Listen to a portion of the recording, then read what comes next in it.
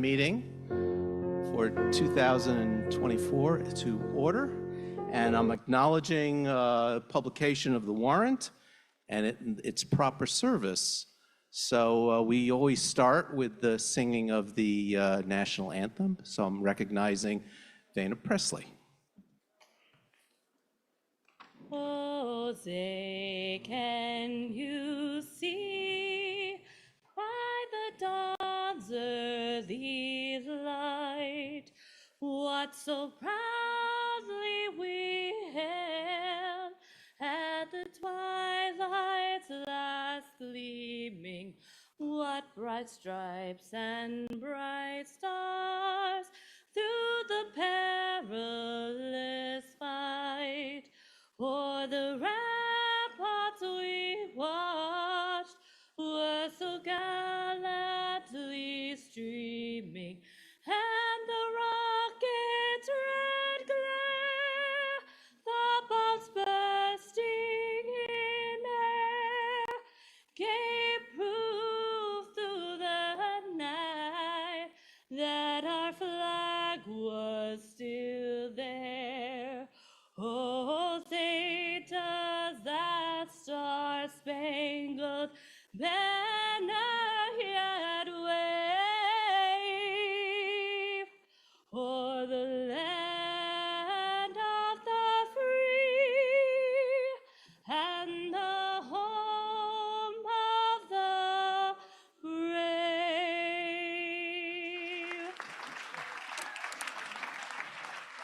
Thank you. And the next thing we need to do is hear the land acknowledgement. And for that, we have Felina Silver, who's joining us via Zoom.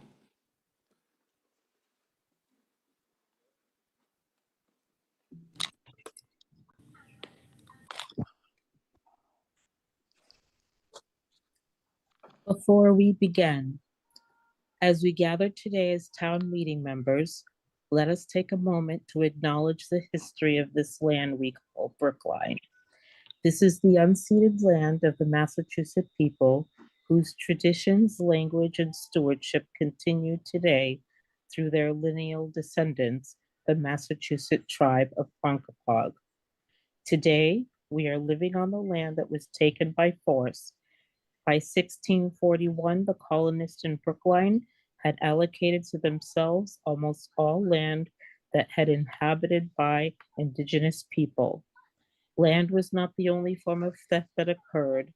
Lives were also stolen.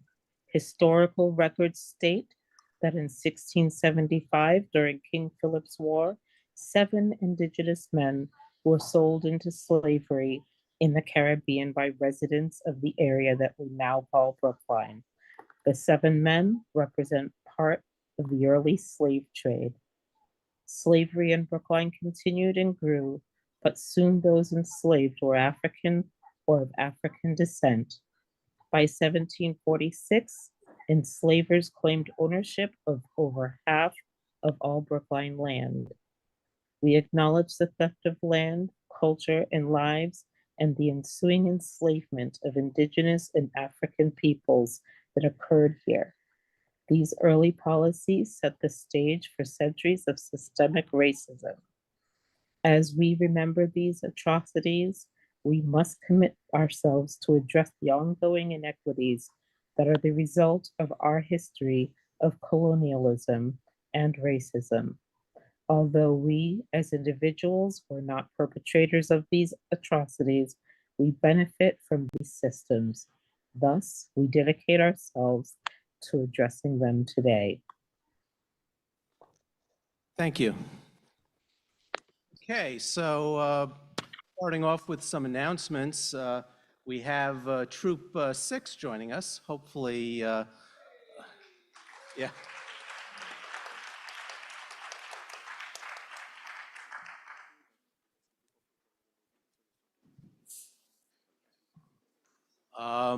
And now I'm going to be a bad guy. Is town meeting members in front of the sawhorses in the back. So I'm going to ask anyone who's not a town meeting member, go to the back of the room, except for the press, which is the first row. And if you're a part of a warrant discussion, if you're speaking, a non-town meeting member, you can sit in the front row while that warrant article is being discussed. So that's, sorry about that. Okay, so welcome. And a couple of thank yous. First, to the advisory committee, once again, doing yeoman's work, spending many hours getting the combined report analysis done. And whether or not you agree with their analysis, I think it's... that goes back.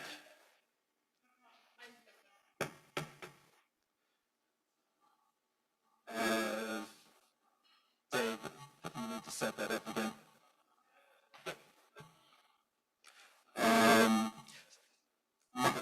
What I say about the advisory committee is sometimes they have to tell us stuff you don't want to hear. So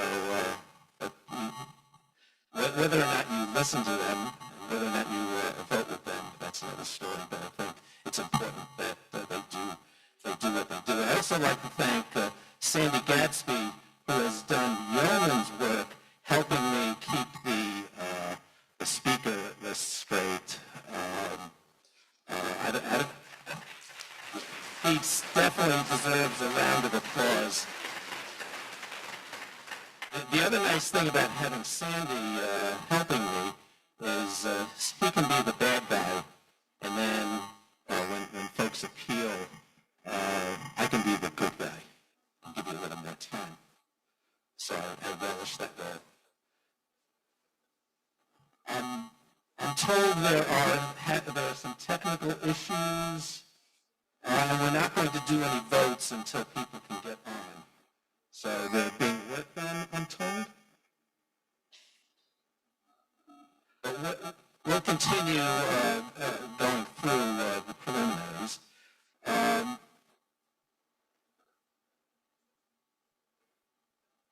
Tanisha, can you put one of my areas of focus has been trying to improve the communication with town meeting members and the public as to the goings-on with town meeting. And my summer project was revising and updating the town meeting members handbook. And the town meeting members handbook has kind of evolved into really a primer on town government. In addition to talking about the procedures of how we do business at town meeting. And I spent a lot of time doing a lot of setup work to make maintenance of the handbook a lot easier. So it'll automatically generate a table of contents now. Little stuff like that, making it easy to maintain going forward. Another thing I've been doing is starting to work with the website, and oops.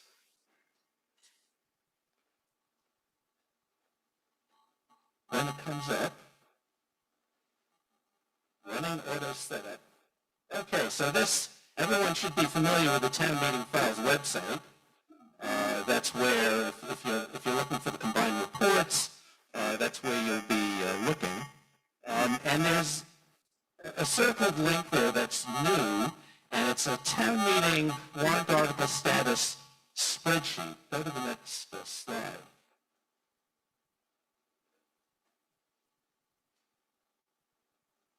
Just hit the space bar. Page up a bit too. Well, what you're going to see, and you can click on it from the tablets, or if you're at home on the computers, assuming you're in, is it's a list of the warrant articles, where the motions are, and I'm going to I'm going to try to update it while town meeting is happening, so you can see how far we've gotten and what's happened at town meeting. And I think that should help things. I'm also going to be forming a little, I'm going to call it a town meeting website. There it is.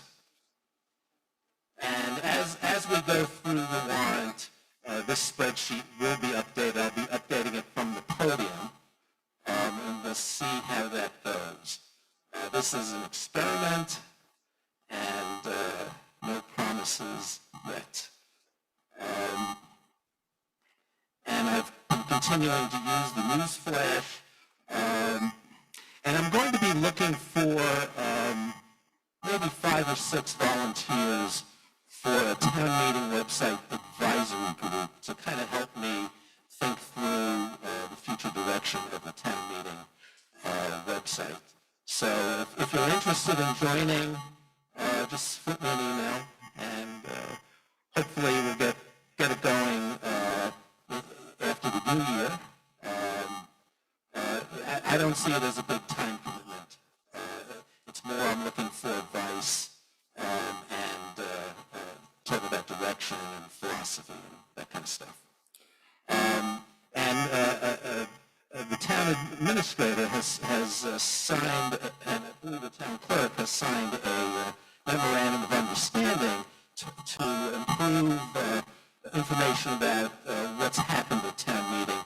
And the town clerk has committed, I'm going to say it publicly, to getting the bylaw updated by the spring town meeting, right?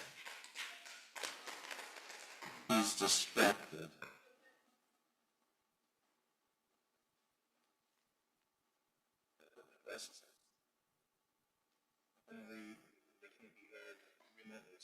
Okay, the remote is doesn't have sound, so I think we're going to have to take a little break. So I'm sorry. So let's stretch our legs a little.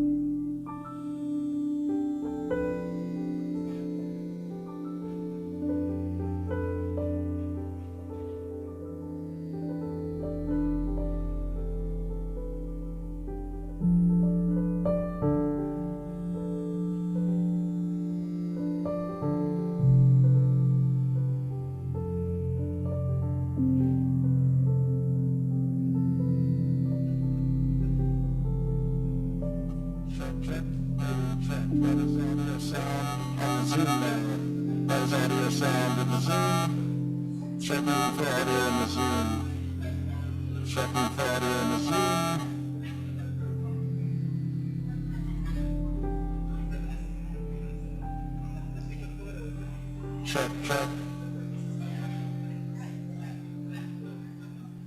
You have the same sound issue? Is that a yes?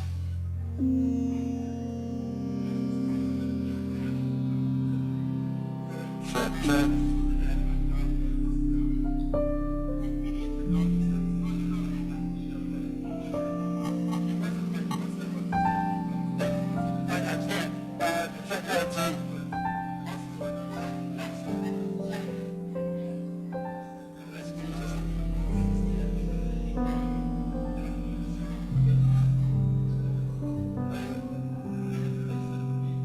Check, check, hey.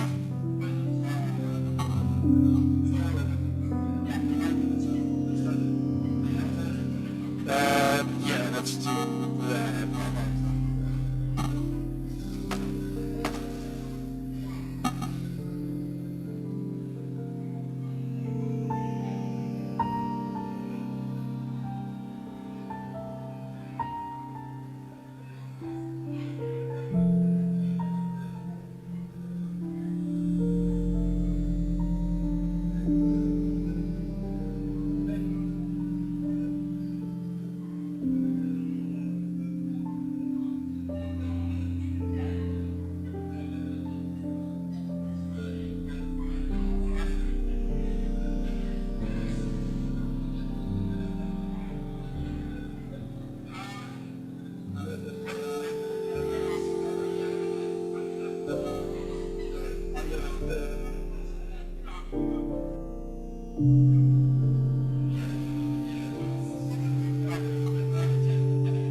Check the audio from the booth. Check the audio from the booth.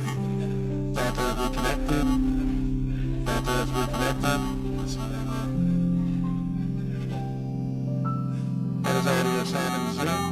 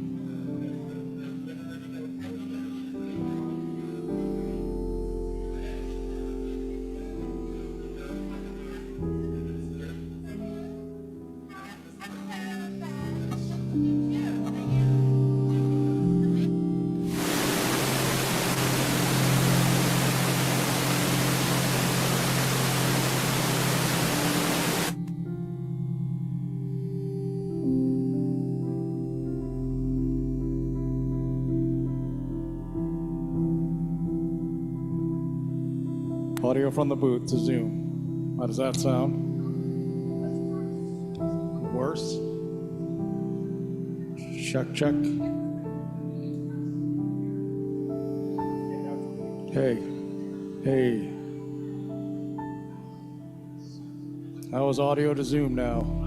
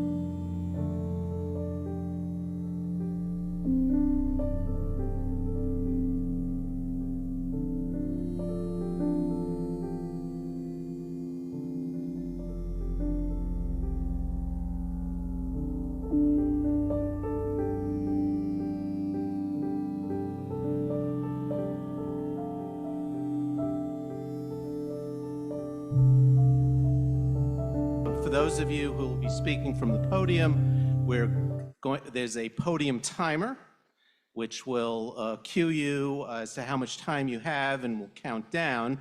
So if you're at the podium, I won't be giving you the 1-minute warning and the 30-second warning. It's just going to happen on the timer. And if you're going over, that's when I start getting nasty and talking over you. So please, don't put me into that position. For those of you who are on Zoom, you'll communicate with the chat monitor when you want to speak, ask a question. If you have a point of order, please let us know the nature of the point of order, or just a couple of words is fine. And a number of people have asked me about the schedule. I don't know, about 2 weeks ago, I was hopeful we would be able to do this in 2 nights. I'm less hopeful now. We've had a lot of signups, especially in Article 9. And when you come up to speak, please start with your name and precinct. And if you don't, I'll interrupt you and ask you who you are, even if I know who you are, and address all questions to the moderator. That's all the stuff we normally do. So the first thing we need to do is just a formality, and this will also be a test of our voting system. And it's a vote to authorize us to have a hybrid meeting. So I'm going to ask Tanisha and Dave over here to drop a vote poll. And yes is to allow this meeting to be hybrid, and a no is if you don't want it to be hybrid. I hope everyone votes yes. This will be the only time this whole town meeting I'll be prompting the right vote.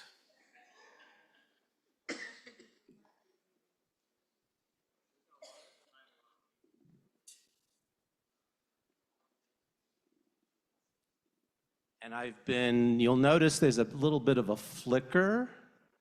I'm told there's not much they can do about it, unfortunately.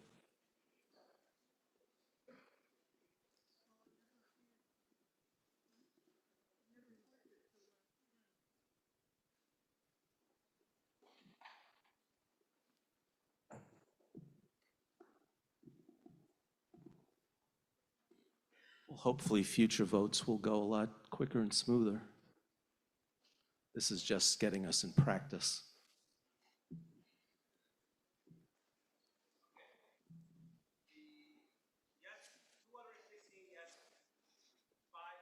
There was no timer. Okay, 216 yes. 5 no.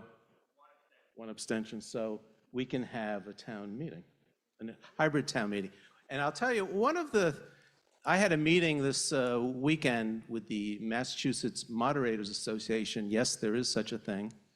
And one of the discoveries I made is we are one of the few, maybe even the only town to still be doing remote town meetings. And the authorization to do it expires in April, I believe. So I'm looking at you, Mr. Vitolo. I know. Okay, so let's start our business. And there are no motions on Articles 1 and 2, so we're going to go right into Article 3.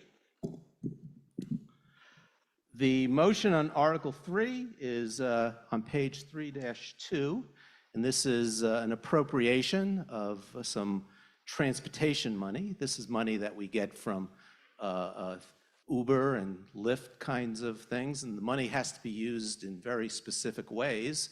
And we're going to hear how the town is proposing that we use it. The motion is being moved by Mr. Green and seconded by Mr. Berger. Mr. Green.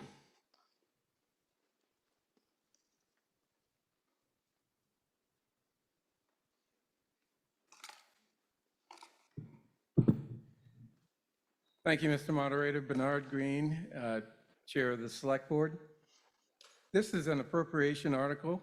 We are appropriating $161,233.90.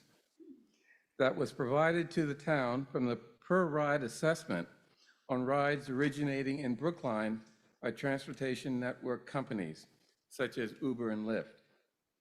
We are authorized to appropriate this money to, one, address the impact of transportation network services on town roads, bridges, and other infrastructure, or two, any other public purpose substantially related to the operation of transportation network services in the town, including projects related to the Complete Streets program.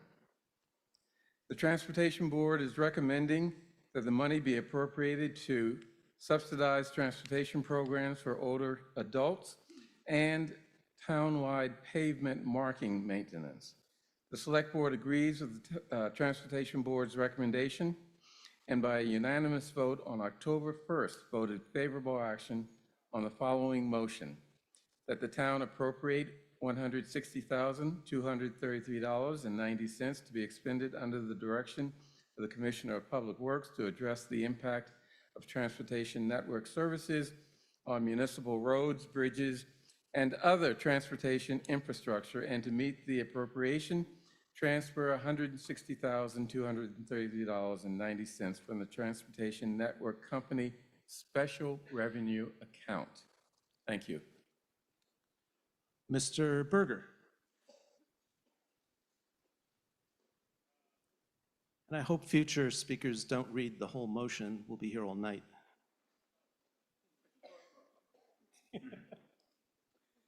Thank you, Mr. Moderator.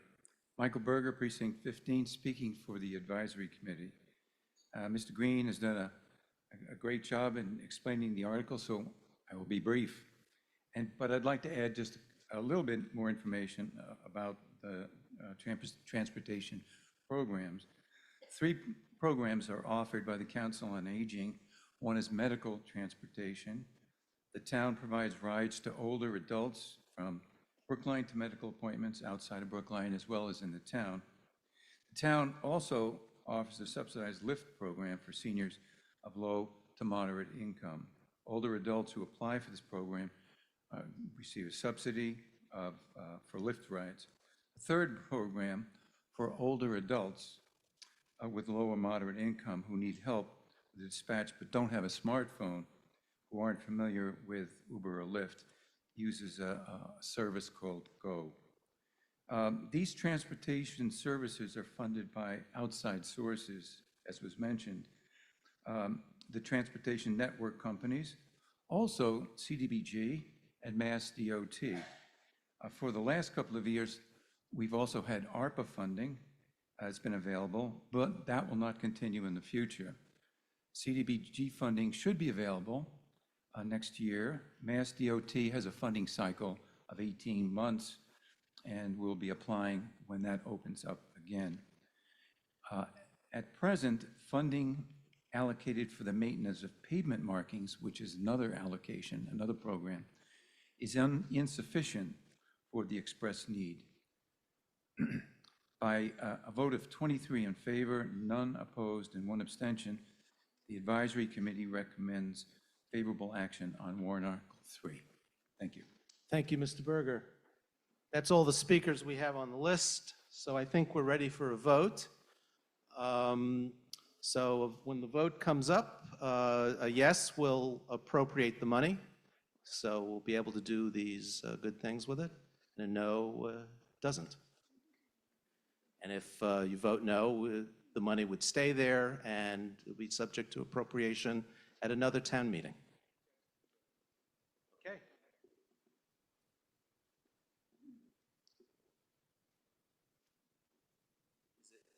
There we go. Okay, thank you.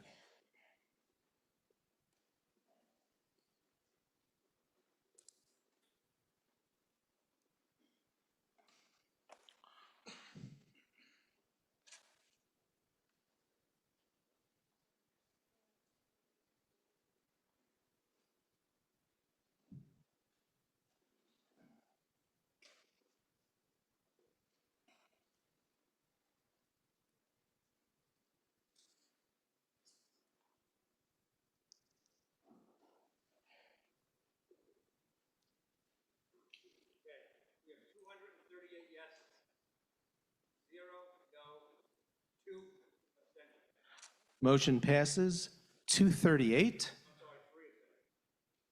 238 yes, 0 no, and 3 abstentions. Moving on to Article 4. Motion on Article 4 is on page 4-2. It's moved by Mr. Lebovitz, and it's seconded by Mr. Van Scoyac, and it accepts the provisions of a Massachusetts general law that Mr. Lebovitz will tell us what it's all about. Thank you, Mr. Moderator. Alec Lebovitz, Town Meeting Member, Precinct 8, and member of the Advisory Committee, speaking as a petitioner of Warrant Article 4.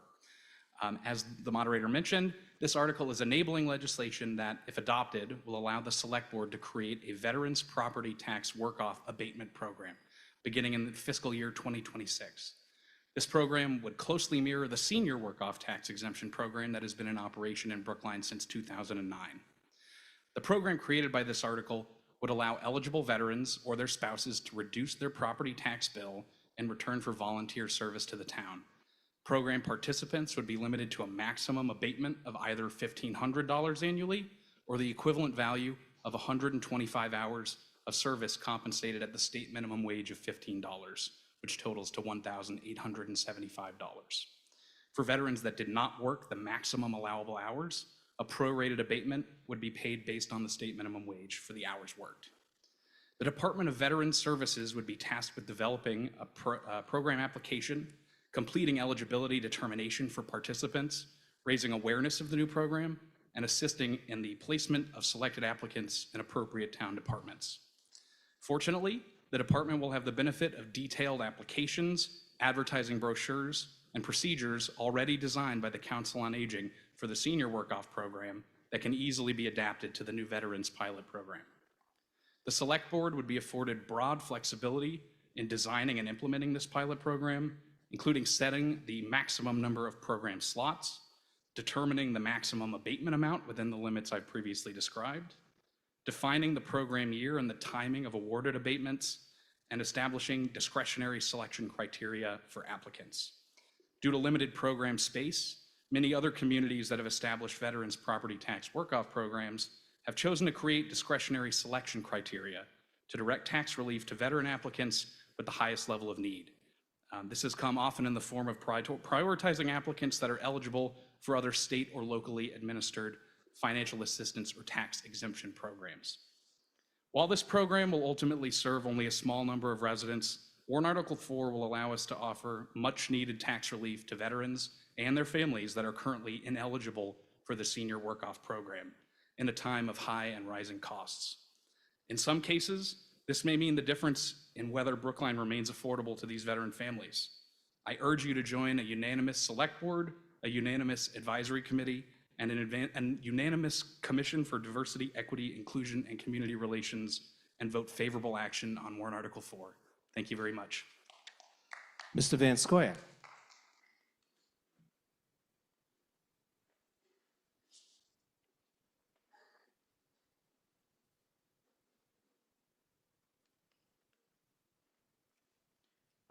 As you just heard from the Advisory Committee, Article 4 asks the town to accept the provisions of Massachusetts General Laws, Chapter 59, Section 5N, which would allow the town to create a Veterans Property Tax Work-Off Abatement Program.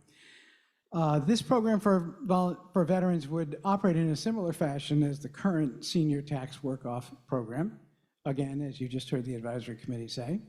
The Select Board was supportive of creating a program that would help veterans who are struggling with their tax bills, but expressed concern about the capacity to take on additional participants for a program, given the limits of the current program for seniors. But ultimately, the board felt comfortable moving forward with the article and working with the Veterans Services Office to implement a program that works in harmony with the Senior Tax Work-Off Program. And so a unanimous Select Board voted favorable action on the motion on page 4-2 of the combined reports. Thank you very much. Thank you, Ms. Granoff.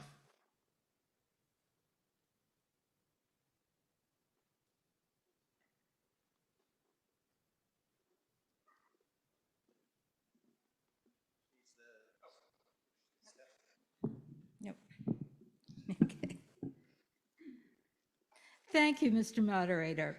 Good evening. I'm Susan Granoff, a town meeting member for Precinct 7 and chair of the Human Services Subcommittee of the Advisory Committee, speaking for a unanimous advisory committee which recommends favorable action on warrant Article 4 by a vote of 24-0 with no abstentions.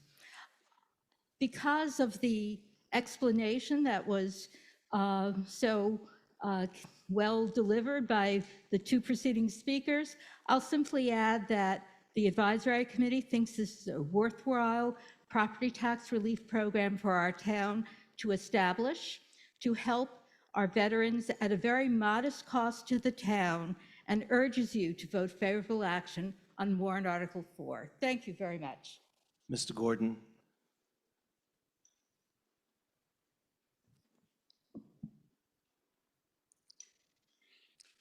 Thank you, Mr. Moderator. Neil Gordon, Precinct 1 Town Meeting member of the Advisory Committee, and a Vietnam veteran. To me and to many others, the word veteran evokes an older, gray-bearded fellow wearing a ball cap with embroidered service ribbons. But we know, of course, there's a next generation of veterans and a generation after that. Veterans who, like the men and women who came before them, took an oath to defend the Constitution with their lives against all enemies, foreign and domestic. They chose service to country above more lucrative alternatives. The sacrifices veterans make are many, including the financial sacrifice of low pay and a related limited ability to save. These are preambles to lower net worth and a smaller safety net. Article 4 provides a modest layer of assistance and protection to our younger veterans at a modest cost to the town, and I ask you for a vote of favorable action on Article 4. Thank you.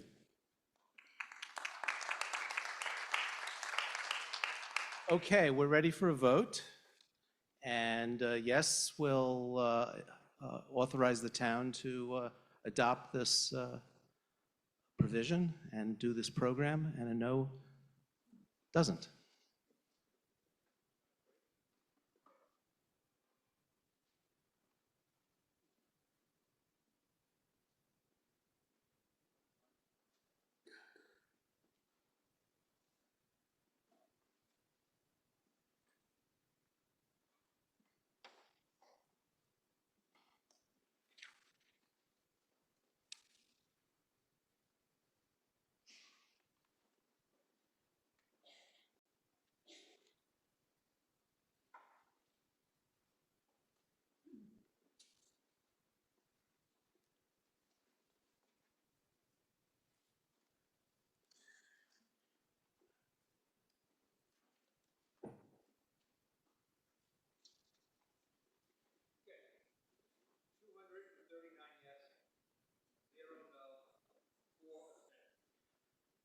Passes 239 yes, 0 no, 4 abstentions.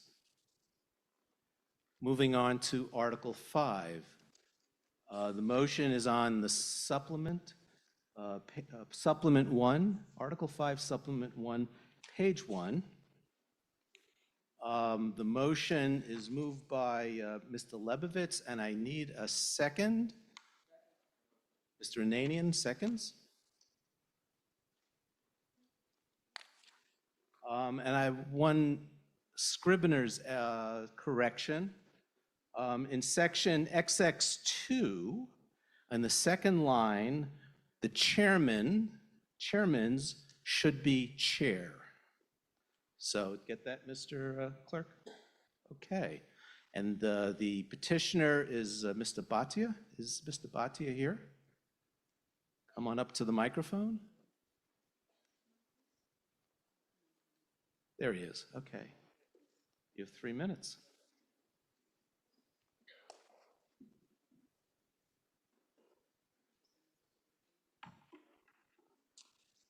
Good evening to the members of the town meeting. I just want to thank you all for giving me the opportunity. Speak into the mic, please. Thank you. I just want to thank you all for giving me the opportunity to speak with you tonight on creating a Brookline Youth Council, which I believe is a critical step. I'm sorry again. You need to say who you are. Oh, my name is Kiran Bhatia. I'm a senior at Brookline High School. I want to thank you all for giving me the opportunity to speak with you all tonight about creating a Brookline Youth Council, which I believe is a critical step forward in ensuring that young people in our town are empowered to engage in local government and that their voices are heard. Brookline is home to a vibrant and diverse population of young people. Over 25% of our town's population falls between 15 and 25 years old. These young people represent the future of our community, yet they're often underrepresented in the decision-making processes that directly impact their lives. Young people should participate in public policy at the municipal level. They should identify policy issues that concern them, and they should know about democracy as a process in which they can engage, policy as a way to achieve their goals, and the municipality as a vehicle for their action. The proposed Brookline Youth Council will consist of 9 members, aged 14 through 18, who will be selected to serve 1-year terms. These young leaders will serve as representatives for their peers, actively contributing to discussions on local policies, engaging with various town boards and committees, and really just addressing the issues that face our community's youth. This proposal is not unprecedented. Several neighboring municipalities, such as Cambridge, Somerville, and Newton, have established youth councils, and their success has been nothing short of inspiring. These councils have proven to be enormously effective in representing youth in government, offering fresh perspectives on critical issues and fostering an environment of civic engagement from an early age. They've not only provided valuable input on education policy, mental health resources, and youth programs, but they've spearheaded community service initiatives and partnered with local government to implement change. In Cambridge, for instance, the Youth Council played a pivotal role in advocating for increased mental health resources for students, a need that many youth are uniquely positioned to understand. And across state lines in Arlington, Washington, the Youth Council organized community events like planning a regional youth leadership summit and creating a youth resource guide within their town to help the youth become more engaged in municipal affairs. Brookline has always been a town that values inclusivity and community engagement. Our youth are no exception. We have ideas, concerns, and solutions that deserve a seat at the table. Yet without a formalized structure, these voices risk being overlooked in the policy decisions that shape our town's future. Youth engagement is an inclusive, intentional, mutually respectful partnership between youth and adults, whereby power is shared, respective contributions are valued, and young people's ideas, perspectives, skills, and strengths are integrated into the design and delivery of programs, strategies, policies that affect our lives and our communities. This Youth Council will provide an essential platform for our youth to participate meaningfully in local governance, allowing us to engage with issues that affect us in the town. We've seen how youth have taken the lead on initiatives like climate change, activism, and social justice, and Brookline's youth are eager to do the same. So just to wrap it up, thank you all very much for speaking. Thank you to the advisory committee, the select board, the school subcommittee of the advisory, and the committee on town organization structure for hearing this out. Thank you very much. And he came in exactly 3 minutes.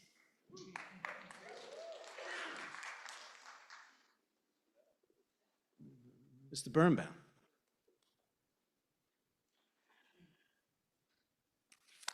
Thank you, Mr. Moderator.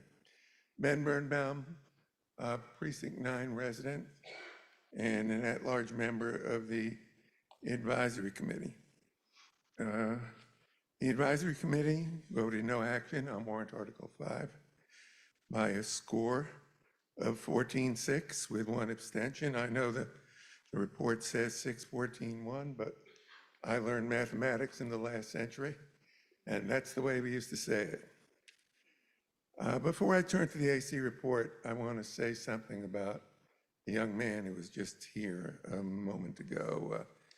He's rather extraordinary, an extraordinary product of Brookline, and I believe everyone who had a chance to meet him on the committees that looked at his proposal came away being very pleased with his intelligence and his sensitivity and all that we saw tonight as well. Kieran's warrant article is a lot like Kieran. It's virtuous and it's hopeful. And it's intelligent. But to live and thrive in the thick atmosphere of Brookline politics, a warrant article needs to be both useful and practicable, and warrant Article 5 is not there. Let me offer some of the issues that rose at an advisory committee meeting, some of which also rose at public hearings of both select board and the committee on town organization, et cetera. Number one, no specific evidence of an imminent need for a youth council could be cited by the petitioner, nor has any town office expressed a need for such assistance as a youth council. Several town offices, the library, in fact, where Kieran is posted, and the health department have students attached to them to get the kind of knowledge and the kind of research that a library, a public library, and a health department would need. So they have declined the extra help. Related to this is that unlike the bylaws established by the analogous Commission for Women or the Commission for Diversity, Equity, Inclusion, and Community Relations, which were established rather recently, unlike them, Warrant Article 5 cites no specific duties that would be undertaken by the council it would establish. I'd also note, and that is on the part of the advisory committee, that there are resources in town, not just the folks, the teenagers I've just cited, but there's a Brookline Teen Center, which is very active. There's a Brookline High School peer leaders group that is very successful. And there's a very popular school council group that includes school parents, as many of you will know, includes school parents as well as students, and that are advisory to the town. And there's a real question: do we need to do another group, to support another group? And support is finally the last thing I will mention. If established under bylaw, the council will need to carry the considerable burden of town and commonwealth laws related to public meetings, including the multitudinous open meeting law, the laws regarding posting of deadlines and minutes, which, given the youth of the membership on the council, would probably require a supervisory commitment from the town and from the select board, most likely, that's not generally required by other boards and commissions. And not just because of age. Please conclude. Sure, but because appointees to the committee would turn over after a year's service.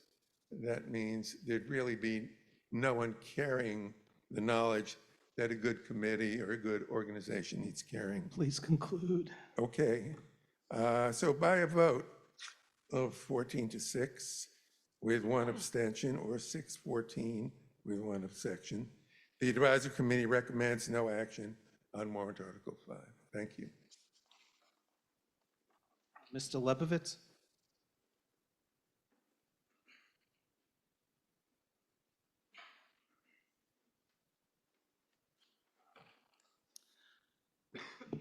Thank you, Mr. Moderator. Alec Lebovitz, town meeting member, precinct 8, and member of the advisory committee, speaking only for myself in support of warrant Article 5. Town meeting has created town boards and commissions through similar bylaws in the past, including the Commission for Women and the CDICR. Although similar in some regards to those other bylaws, warrant Article 5 also draws inspiration from similar bodies established in other communities in Massachusetts. Some of these analogous bodies include the Arlington Youth Council, the Worcester Youth Council, the Mayor's Youth Commission in Boston, and the Newton Youth Commission. In addition to fulfilling the core function of acting as a centralized forum and voice for the expression of youth perspectives, these bodies have also engaged locally on initiatives important to young people, including targeted mental health campaigns for youth, programs expanding access to menstrual products in public facilities, taking local climate and sustainability action, and creating resources and convenings for local youth communities. In the case of Boston, a subset of the Mayor's Youth Council, comprised of 14 to 19-year-olds, is even tasked with the administration of an annual budget they direct to youth community priorities. As I'm sure is the case for many of us in this room, My experiences with Brookline's young people has often left me awed at their maturity, their civic mindedness, and their determination to lead progress on critical issues facing both our town and our country.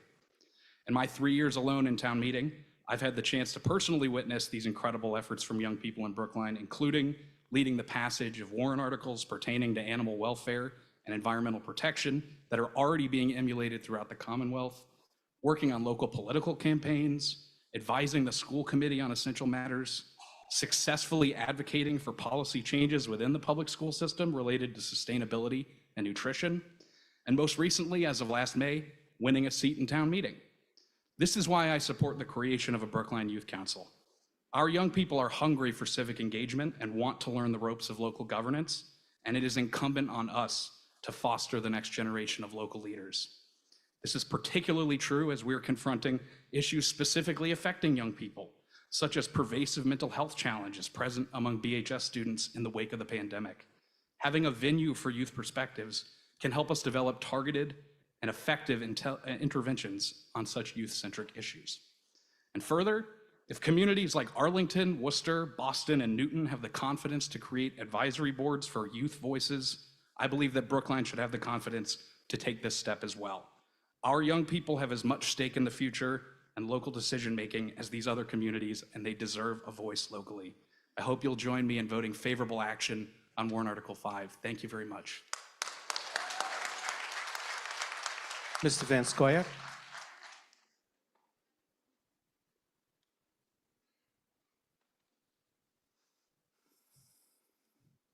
I want to thank the previous speakers, and I want to second, in particular, the compliments paid to Karen, who is the petitioner of this article.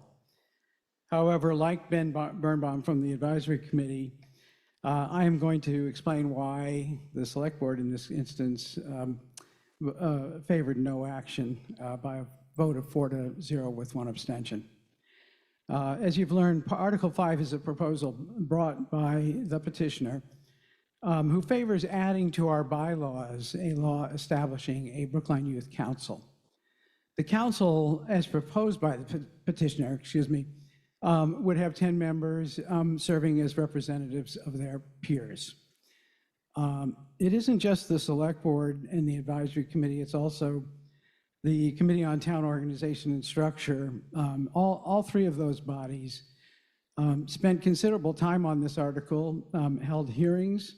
By the way, did not have any folks come forward spontaneously, with 1 or 2 exceptions, to speak in support. Did not have young people come forward to speak in support. And our hearings raised many questions about the proposal.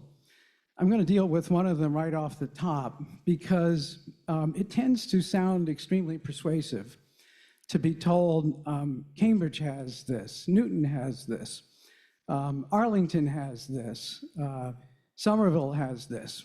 What you might not immediately register is that 3 of those 4 communities are cities. Arlington is one of those strange breeds that has a strong manager form of government, but is still designated as a town. When originally presented to us, Arlington was cited and specifics were given as to the Arlington Youth Council, but it turned out it was a youth council in Arlington, Washington. The Arlington form of youth advisory board is known as the Arlington Youth Collaborative. It's very different. It's very different from what is being proposed under this article. In fact, one of the things you might find of interest about it is that town meeting members are assigned the responsibility of nominating the members of the Arlington Youth Collaborative. Maybe that would have been a better idea in Brookline. I don't know. But that's not what was proposed. As for the cities that were cited, mayors like to have youth councils. Some of you can probably figure out why. It's a good thing to be able to say you have if you're a mayor and you're running for re-election citywide. And it can serve a youthful and useful purpose. Please conclude. But mayors also have the power to designate responsibility for the Please conclude. activities. Yes, I will. Thank you very much. I'll read my final paragraph. Summing up, lacking a clear picture of a clear and unique role for the commission as drafted, and in the absence of involvement by existing youth service providers in Brookline in shaping this commission proposal or validating the need for it by a margin of 4-0, with Please one abstention, conclude. the select board favors no action on this article. Thank you. Sorry I overran my time. Thank you. Okay, I don't have any other speakers signed up. Mr. Birnbaum. Hello, Lee Birnbaum, Town Meeting Member, Precinct 9. I have a question. Some of the speakers mentioned that they had not heard any input from any youth over the course of the deliberations. I also heard some of the folks mention that there were a variety of ways to reach out to youth existing programs. Has there been any attempt to use any of those alternatives that were provided, that were claimed to be alternatives in this situation or any other? Can anyone answer that question? Mr. Van Scoyac?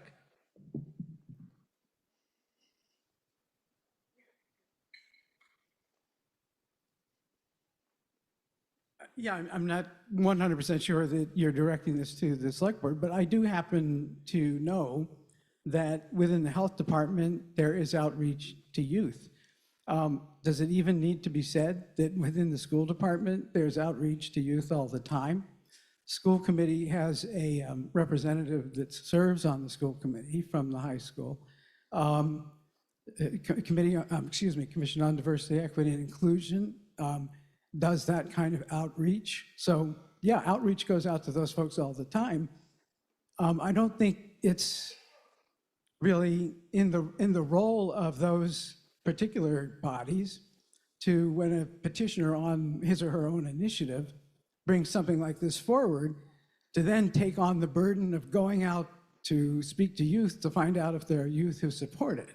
I think the petitioner, more than those bodies, would be the place to turn to for that. So maybe, obviously, the question is addressed to you and not the advisory, but the advisory committee maybe should answer that, since they're the one who offered these as alternatives. We have an answer, and I think we need to move on.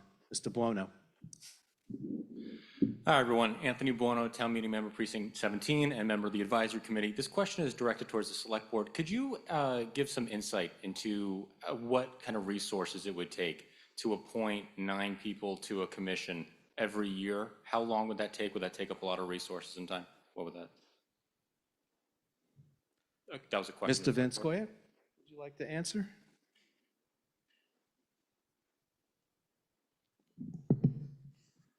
Again, it sounds like something that shouldn't take that much time, but I can assure you an enormous amount of the select board's time is taken up with appointments. We take all of our appointments very seriously.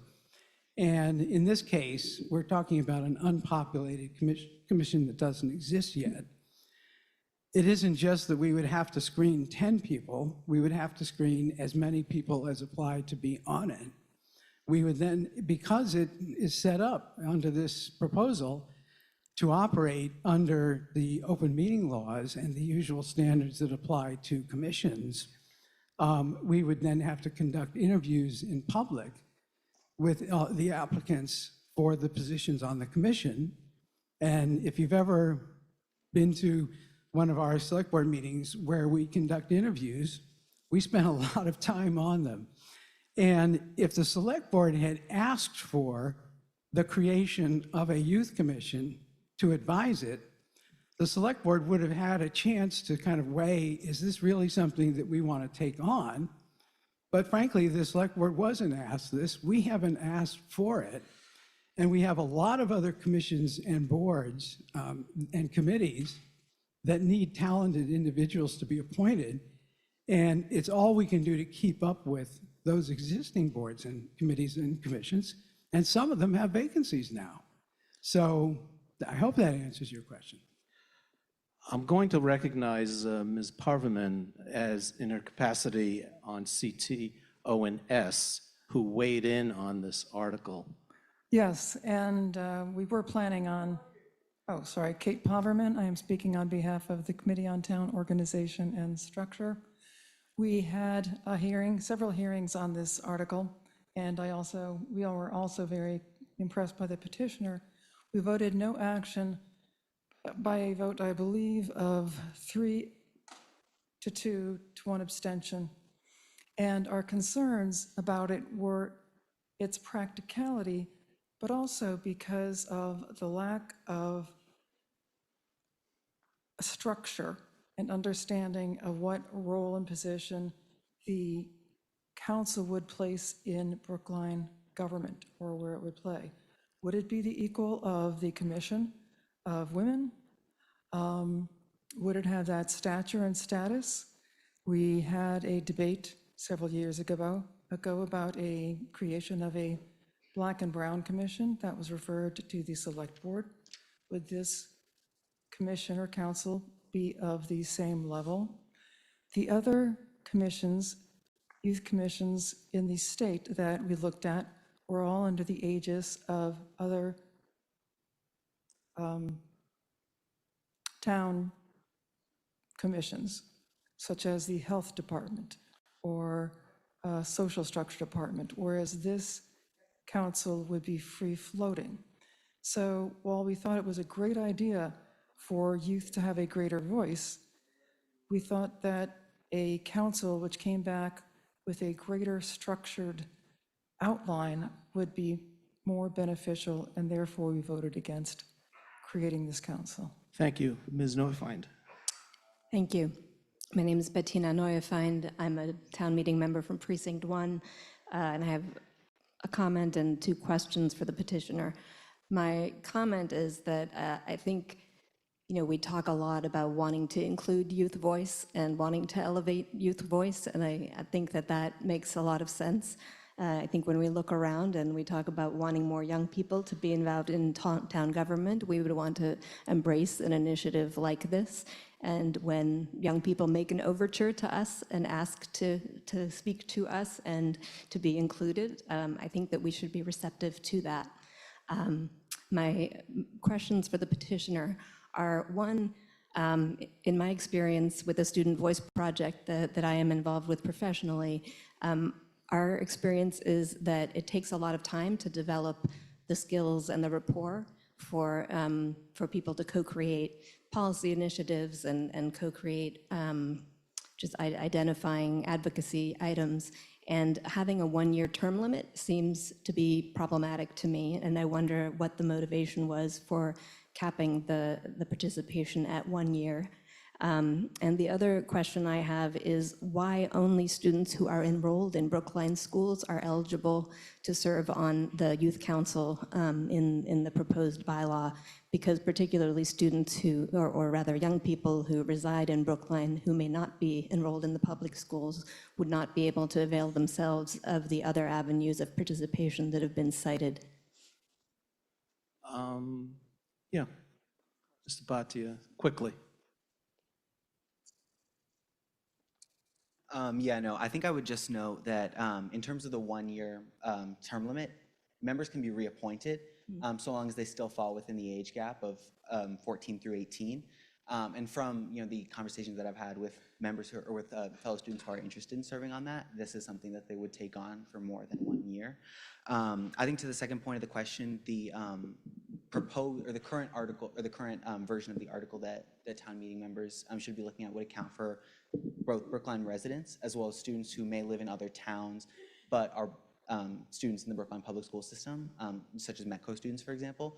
And I think really the motivation behind that was to include as many student voices as possible and as many Brookline youth voices as possible. Whether you are a resident of Brookline who attends Brookline public schools, or even whether you're not a Brookline resident but who still engages in the Brookline school experience on a near daily basis. I have a motion to call the question, which I'm not going to take. I'm going to allow 2 more questions, and then I'll take the motion to call the question. Ms. Scotto? Barbara, excuse me, Barbara Scotto, Precinct 2. It was very interesting to stand here and hear people say, we don't need this. Well, maybe you don't need this or don't think you need this. But if people, young people, are going to grow up and to work in situations or to be involved in situations like governing the town, they need to get some experience. This is how people learn. They participate in things that will give them ideas about what they could do later on. They learn how things work. It is, in fact, something we could use here because of the kind of governance we have. I urge you to vote yes on this. Ms. Vogt? Go ahead. Yeah. Hi, my name is Marissa Vogt. I'm a town meeting member from Precinct 6. I'm also a library trustee, and I'm speaking only for myself as a library trustee, but since the libraries were mentioned earlier, just along the lines of what Ms. Scotto was saying, you know, I would welcome these youth voices. You know, I believe one of the combined reports said something about this is like a solution in search of a problem, but you know, we as members of town boards, of commissions, we as town meeting members, we don't know what we're not hearing. And we have heard tonight that the youth want to have a voice in our town governance. And I would like to hear their voices. I would like to create this youth council. So please join me in voting yes. You know, there's only 3 more people at the mic. It's going to take as much time to do a vote to terminate the question. So, Ms. Park. Thank you, Moderator Wojcinski. My name is Susan Park. I'm a town meeting member in Precinct 17. And I have a question for the petitioner, because a lot of us tonight have not heard the ins and outs of this warrant article. Would you be able to tell us your motivation behind this and why you created this warrant article, please? Mr. Badia, quickly. Yeah, so I think a lot of it actually goes back to a point that was raised by Mr. Van Squack earlier about, you know, student representatives to the school committee, student representation on boards or commissions. I do know quite a bit about what it's like to be the student representative to the school committee because for the school year I am the student representative to the school committee. And I think that, you know, that kind of experience has really shown me that youth have a very important voice to play, especially in our town's affairs. But for many, many boards and commissions, there's only either one, you know, designated youth voice, or there isn't even youth representation at all. And I've been approached, you know, in that capacity by students who want to get things into the school committee, who want to make their voices heard to the school committee, you know, through like a school policy, but who simply just don't have the platform. And the fact that there's only one student representative has almost like limited them in that respect. And so I think that, you know, one of the motivations that I had was just being able to actually have a body that is sponsored or sanctioned by the town government that takes into account the fact that youth are not a panoply, or that there's a panoply of diversity in youth representation, and that youth aren't a monolith. And the fact that youth have so much to offer this town in terms of what we want to see policy-wise, the concerns that uniquely affect us. And, you know, for me at least, I wasn't seeing that. And in conversations that I had with fellow students at Brookline, they weren't seeing that either. And so I think that in large part is why I proposed this warrant article. Thank you. Mr. Thank you. Ananian. Hello, Scott Ananian, Town Meeting Member, Precinct 10. There was some discussion earlier about Arlington's Youth Council, but I would like to note that Cambridge, Boston, Somerville, and yes, Arlington did pass home rule petitions last year, allowing 16 and 17-year-olds to vote in town elections, city elections for Boston. We did not pass that here in Brookline when it was brought by our youth of our town. I think the least we could do is ask the select board to spend a few minutes apiece talking to a dozen high school students once a year to find out what matters to them and to encourage their civic participation. Please vote yes. Thank you. Ms. Bastian. So And you are? I'm sorry, Bonnie Bastian, Town Meeting Member, Precinct 5. Our young people, as everyone has said, are letting us know that they don't feel heard. They would like in a very official capacity to be heard and have a say in all of the decisions that we make, particularly the ones that pertain to them. So, I mean, it begs the question, what are we afraid of? Why, it might take up a lot of time. That's kind of insulting. These children, not even children, these young adults deserve our time. They deserve your time. They deserve their voice to be heard because, as you can tell, they are incredibly intelligent. Our school system has done that. So, yeah, please vote Okay. for this. Thank you.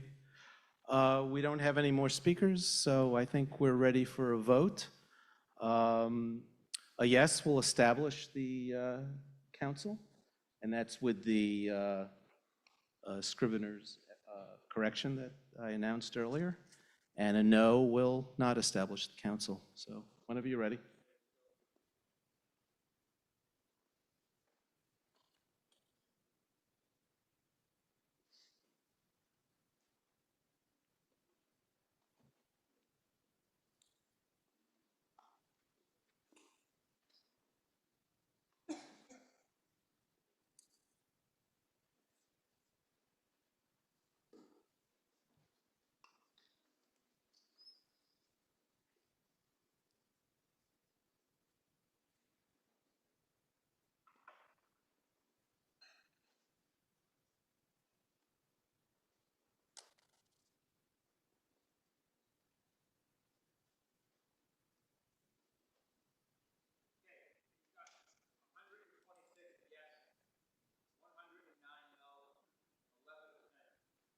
Motion passes.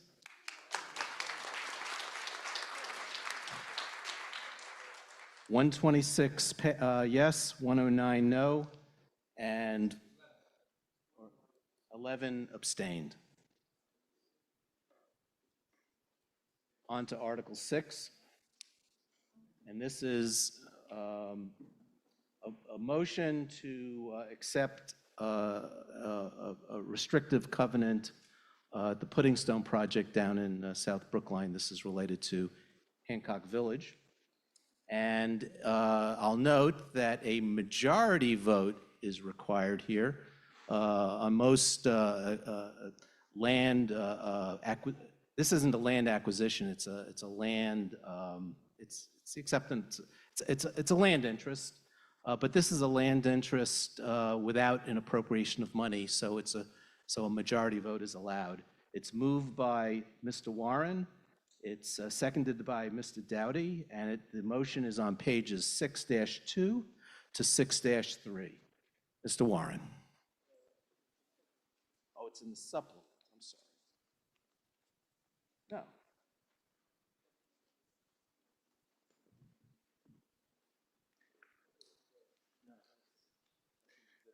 Thank you, Mr. Moderator. Paul Warren speaking for a unanimous Select Board.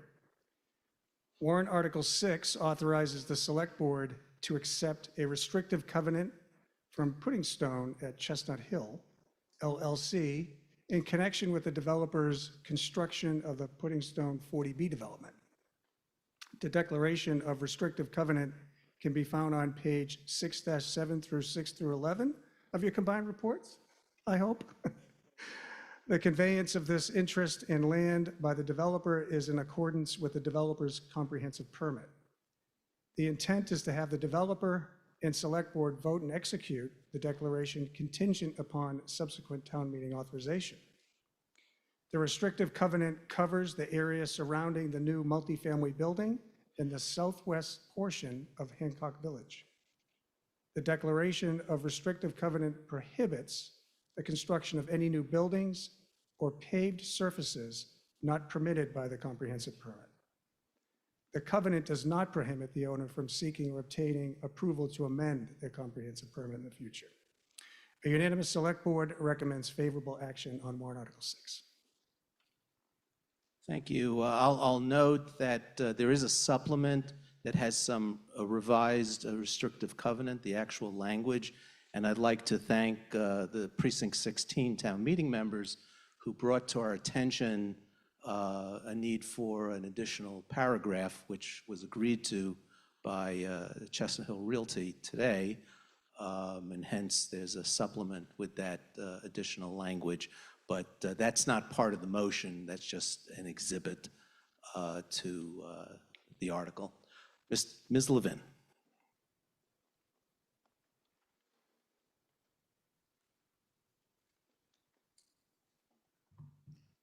Good evening, Carol Levin, resident of Precinct 6, here as an at-large member of the Advisory Committee.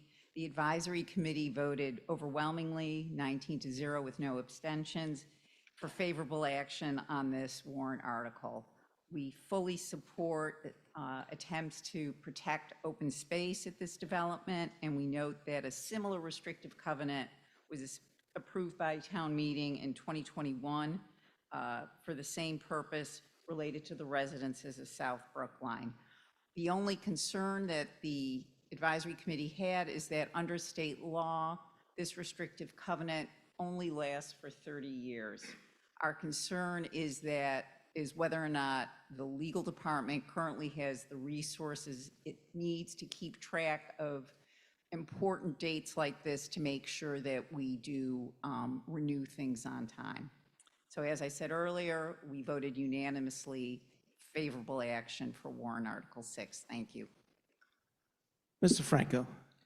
Jim Franco, Town Meeting Member, Precinct 2.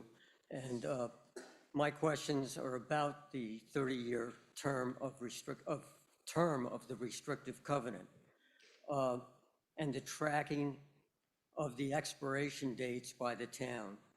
Who keeps track of the restrictive covenants and others that may now exist? How are they being tracked? And the second part of my question is, how many of these types of expiring restrictive covenants exist in Brookline? And are there any expiring within the next 24 months?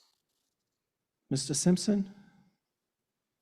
And I'll just mention, this is a very technical question that in all likelihood required some research.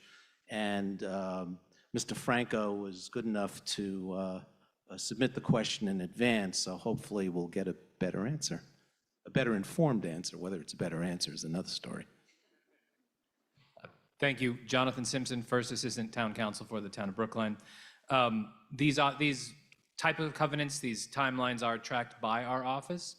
We are in the process of compiling both a full list of these types of restrictions that need tracking, as well as simultaneously investigating technical solutions to essentially ping our office in the future when one of these deadlines is approaching. That would, for example, need the type of notice to be filed with the registry that's mentioned in this declaration of restrictive covenant. We appreciate the assistance that has been provided to date. Anthony Buono from the Advisory Committee, for example, reached out with some technical assistance, and we continue to utilize the resources we already have in-house to put that together. I believe at this time, I could not give you a exact figure about the number of covenants. I am aware of at least a half dozen that need tracking, but there are likely more. As I said, we are in the process of compiling that list. I do not believe, though, that any of them that I am aware of expire within the next 24 months. We have time to deal with this problem, but rest assured we are in the process of dealing with it. Okay, we're ready for a vote. I'll just remind folks, if you have trouble with your tablet and voting, IT is in the back. And if you need to communicate that you had a problem voting, send Mr. Kaufman an email. Okay, I think we're ready for a vote. Yes is to accept the restrictive covenant, and no is not to.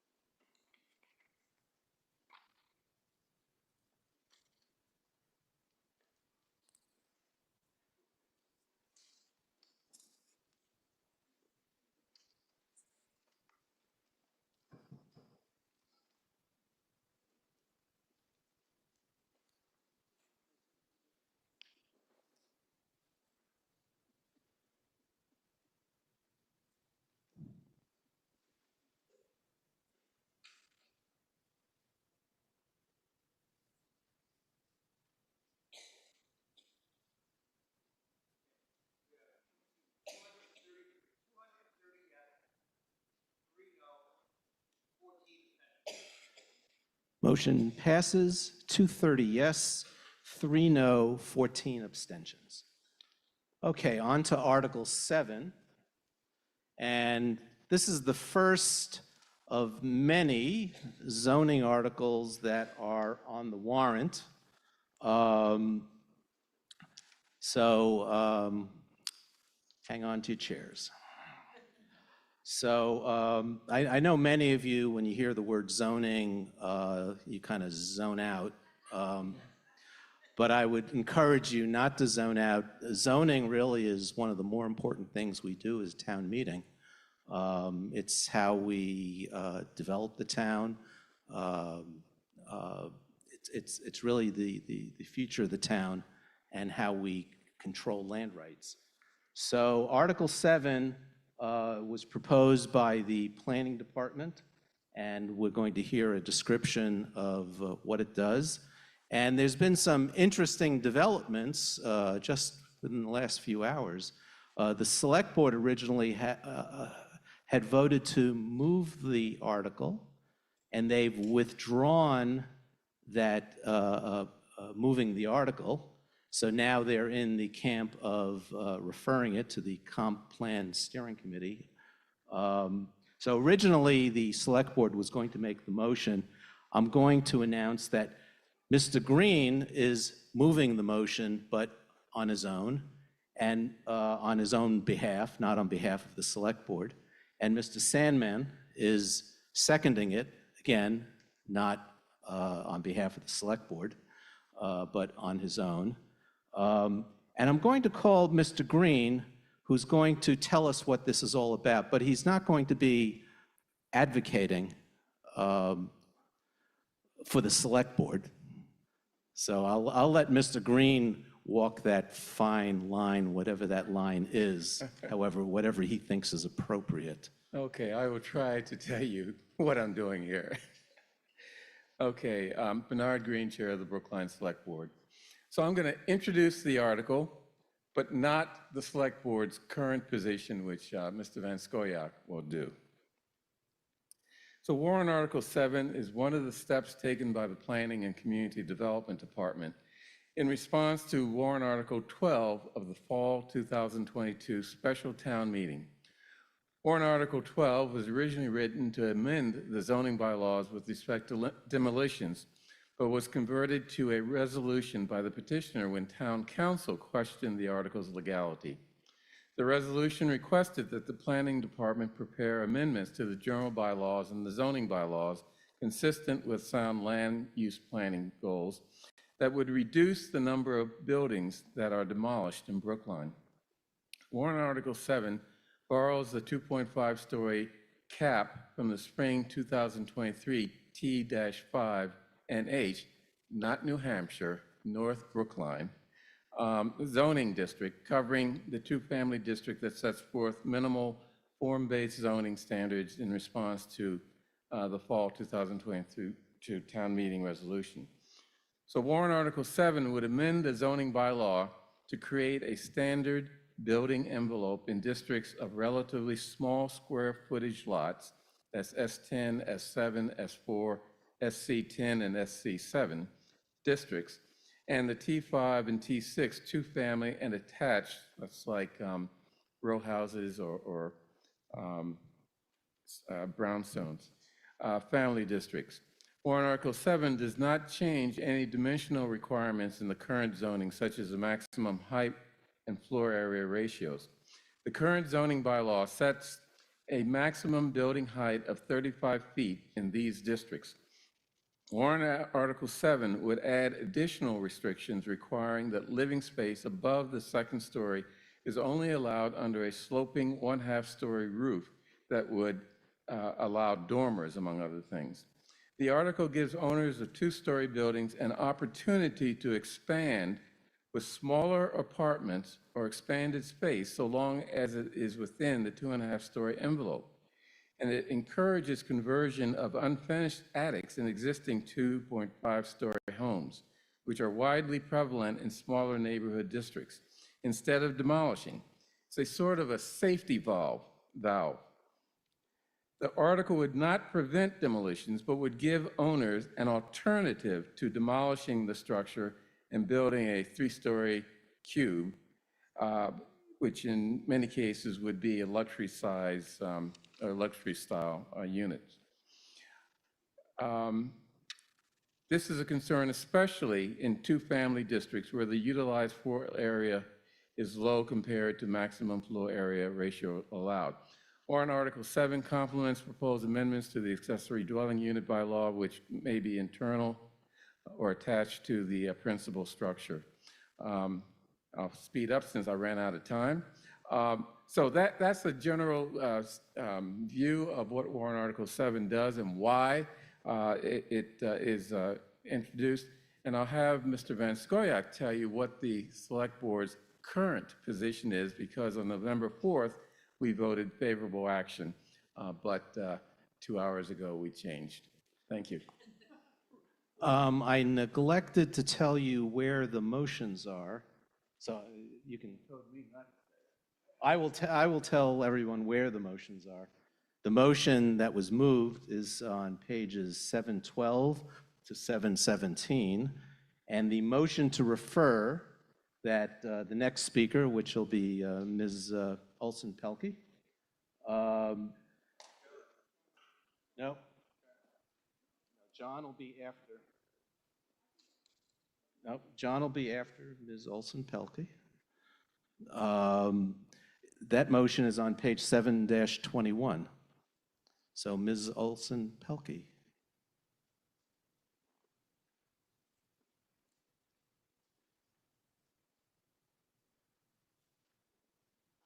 I'm supposed to have 5 minutes, and I have some slides. Working on it. Slides? There we go.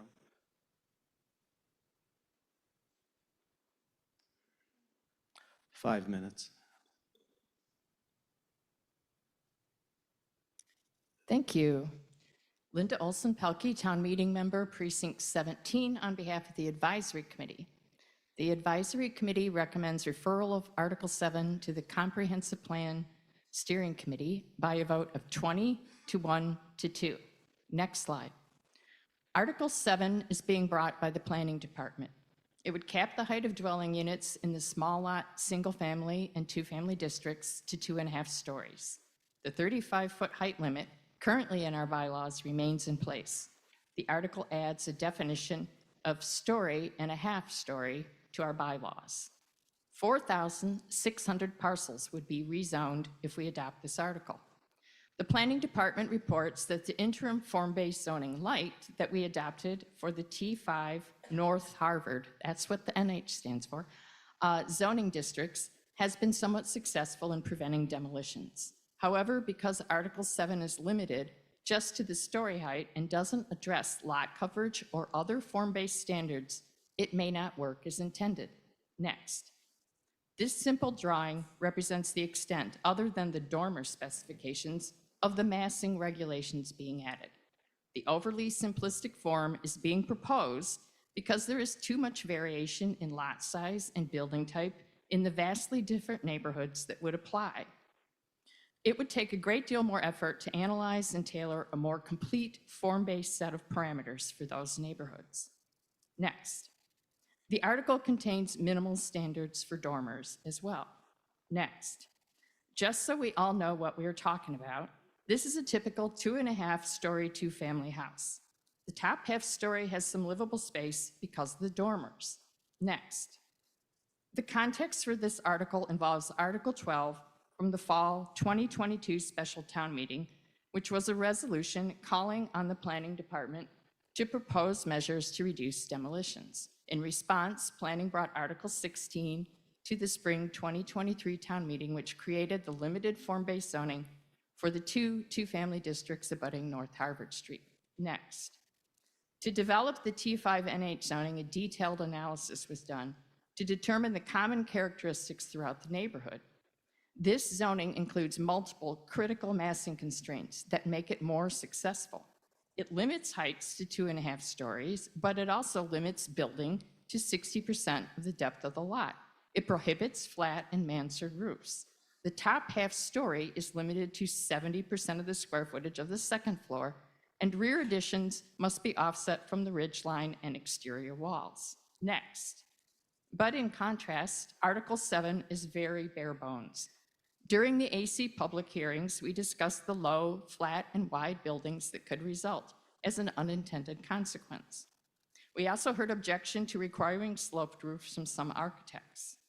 Our two-family districts are under threat of demolition due to the disparity between the allowed square footage and what is currently built, a topic I'll be returning to when we get to Article 9. Next, why refer to the comp plan? A comprehensive plan is required by state law to consider all of the topics on this graphic in a holistic manner. Our planning process will help us identify a shared community vision, and we will utilize state-of-the-art planning techniques to predict development outcomes, compare trade-offs, set priorities, and identify needed investments for facilities, open space, infrastructure, and town services. We will look holistically at interrelated goals and improve development outcomes through zoning reform. Next. The advisory committee recommends referral of Article 7 to the Comprehensive Plan Steering Committee by a vote of 20 to 1 to 2. Brookline's comprehensive plan will serve as a guiding document for future growth, development, and sustainability. The Select Board hired a top-notch firm, Agency Landscape and Planning, in May of this year to work with the town. Agency put together an impressive team, which is shown here, of talented professional firms with expertise in everything we need to do serious planning. Let's up our game and take advantage of this opportunity to get it right. Next, town meeting voted for comprehensive planning overwhelmingly, and Brookline voters approved the funding for the comp plan in the 2022 override vote. We owe it to the voters to give them a say in planning for Brookline's future. Please vote for referral on Article 7. Thank you. Mr. Hyken, for the Planning Board.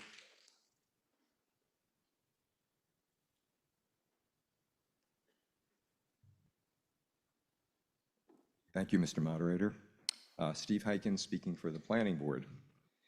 The Planning Board actually supports warrant Article 7, and let me give you a little bit of background. Aside from the details, I mean, as you heard from Mr. Green, this was initiated by Fall 22 town meeting when the Planning Department staff was asked to encourage adaptive use and more compact house-scale districts with small to medium-sized footprints and lots while allowing accessory dwelling units in single-family homes and avoiding potential conflicts with the upcoming Affordable Homes Act. They were asked to reinforce existing neighborhood character while allowing expanded living areas or new construction to facilitate smaller units, especially in two-family districts susceptible to new luxury-sized units. And also, they started form-based zoning, which resulted in the T5NH, and the Planning Board wanted to see the T5NH standards expanded beyond just the north of Harvard T5 zones. So we have seen in the last few years, a struggle with right-sizing floor area ratios, and we know the T districts in particular have a floor area ratio of 1, and many of the existing properties on those lots, single and two-family, only utilize 40 to 60% of that floor area ratio. But we found that the success, or the relative success, of the T5NH 2.5-story form-based light zoning seemed to discourage demolitions. And the Planning Board also found projects being proposed outside the T5NH district, which had none of those controls, but we were able to use T5NH as a kind of a cudgel to get people to rethink their plans and come back with something that was more compatible with the existing neighborhood context. So I think even using T5NH outside its specific area was a successful strategy.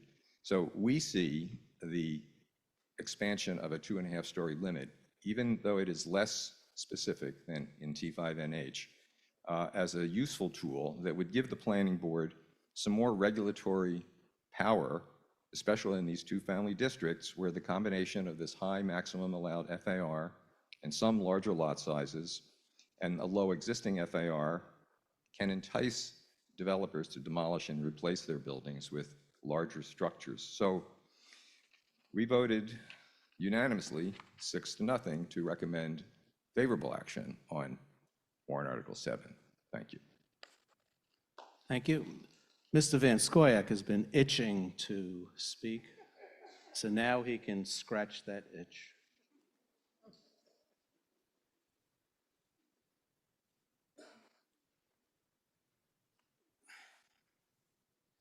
John Van Scoik from the Select Board, and in case you didn't catch it, the moderator was speaking a little bit tongue-in-cheek because we only took this vote earlier this evening, and I've got a problem with the mic. And so this is kind of spontaneous, but I hope it'll explain to you the thinking behind the change in the Select Board vote. So let's just stipulate a couple of things.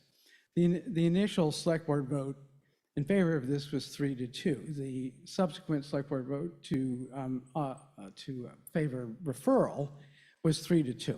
So, the Select Board is not going to, go to the mat over this particular issue, but we did come to believe, at least 3 of us, that the better course of action is referral. And I'm going to give you the major reason why. You may have heard reference from Linda. You did hear reference from Linda. I hope you registered this number, that this particular article embraces 4,600 parcels. So picture that, on a map of Brookline, and imagine, a zone that embraces 4,600 parcels. And that's just one article that's before you tonight affecting zoning in the town. There are 3 more very significant articles that also embrace a part of our map, a significant part of our map, and change the zoning in a significant part of, on a significant part of our map. That happens again and again. And then there's Article 15, which is the ADU article, which essentially covers the whole town with a zoning change. So what persuaded at least 1 or 2 of the members of the Select Board that referral is the better course of action is thinking of this town meeting tonight holistically, and imagining ourselves in the position of people who live in these various zones, all of which are being subjected to rezoning proposals. Sure, we're town meeting members. We read our combined reports. We kind of know this stuff. Sometimes we don't feel we fully comprehend it. Does your neighbor who isn't a town meeting member even know, excuse me, that we are considering rezoning the particular part of town that you live in that's going to be impacted by these zoning changes tonight? Have our neighbors had any chance to weigh in, knowing that it isn't just one zoning change that might impact them? Please conclude. But it might be 2, it might be 3, it might be 4. We came to the realization that the best approach, not just on this article, but on several other articles, is to refer them to the Comprehensive Planning Committee. Please conclude. They need to be considered holistically, and that's how to do it. Thank you. Mr. Warren.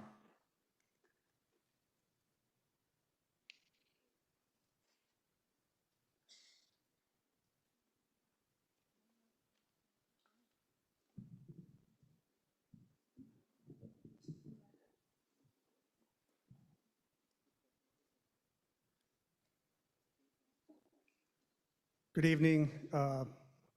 Thank you, Mr. Moderator. Paul Warren, Select Board Member and Chair of the Comprehensive Plan Steering Committee, speaking for myself. My slides up?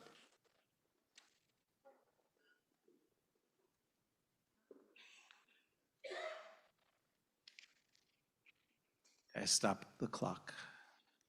Whoops. No, you didn't. Thought I did. Maybe you could start it over.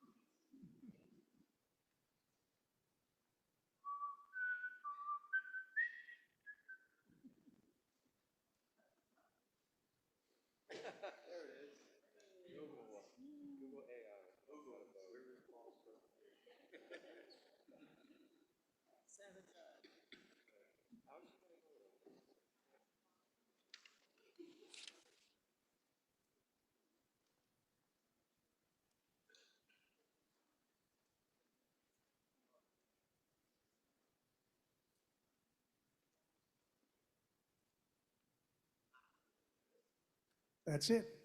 I will end up saying next slide, so hopefully, can we see if the actual slide advancement works? Yeah, just to see if it works. Perfect, go backwards. Thank you. Okay. So Paul Warren again, at this time last year, we passed Special Town Meeting 4, Article 1, which brought us into compliance with the MBTA Communities Act. Article 1 was presented and debated as an integrated package with emphasis on how the various components related to one another. It's on the left-hand side of that screen. The total parcels rezoned by Article 1 of the MBTA Communities Act was about 800 parcels. For this town meeting, we have 5 complete complex zoning articles that are being presented and debated separately. They're on the right-hand side of the screen. All but one of these articles impacts thousands of parcels each. In fact, many of the 8,500 parcels are being affected by more than one article, as John Vinskoyak had mentioned. The level of change in front of us is at a scale that seems unprecedented. We are essentially rezoning the entire town. Next slide, please.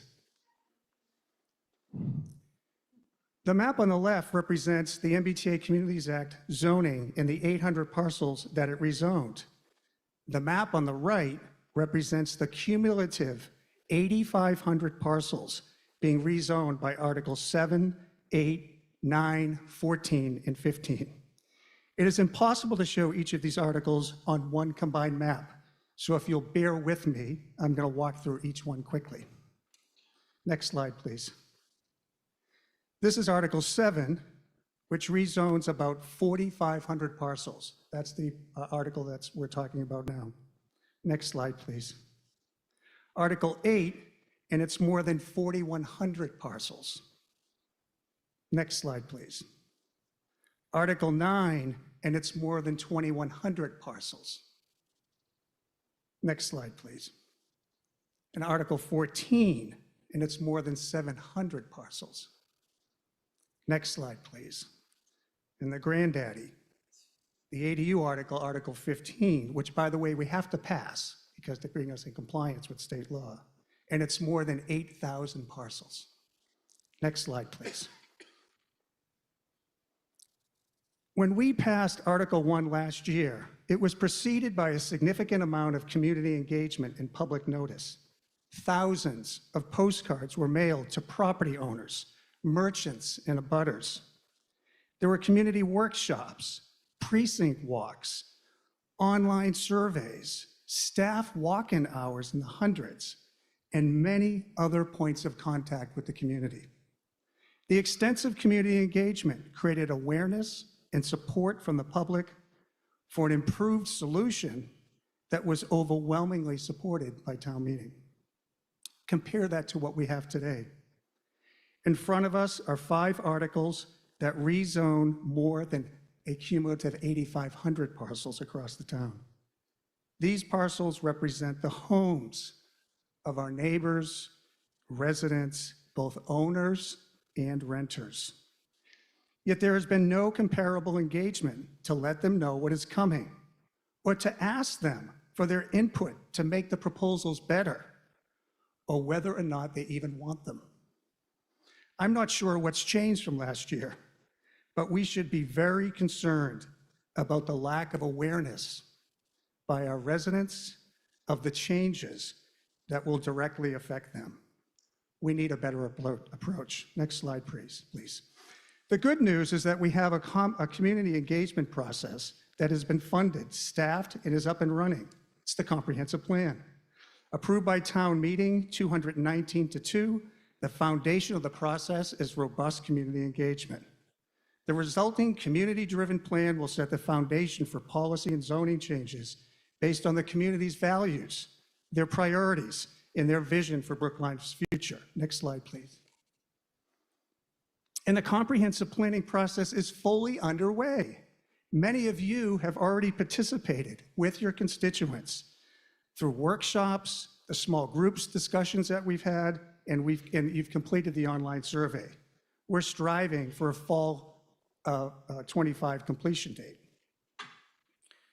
Next slide, please. Does everything have to stop? I've heard many questions. Does everything stop because of the comprehensive plan? The answer is no, of course. The MBTA Communities Act zoning was brought forward after the comprehensive plan was funded and we were searching for a vendor.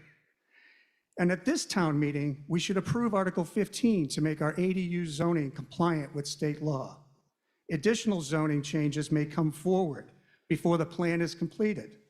For example, next year, we'll need to incorporate anticipated federal flood map updates and related regulations. And there are active studies underway for the Chestnut Hill Commercial District and the Fisher Hill Town properties that may result in zoning proposals before the comp plan is done. Next slide, please. In closing, and by the way, this picture was sent to me by Jonathan Klein. This group was awarded a Community Engagement Champion Award by Deb Brown. So I was delighted to be able to be with my colleagues up there. In closing, I know that we can work together as we center the needs and priorities of our entire community. I believe that we share the common values of transparency, authentic community engagement, and the well-being of our neighbors and future generations. I feel that we've gotten ahead of those who we represent with the number of zoning changes being proposed. Let's honor the commitment that we have made to our community when we invited them to define and participate in Brookline's future. We need to be compliant with the ADU state law. Please vote yes on Article 15. And please vote with the recommendations of the Select Board and the Advisory Committee and refer Articles 7, 8, 9, and 14. Thank you. Thank you. Mr. Klein?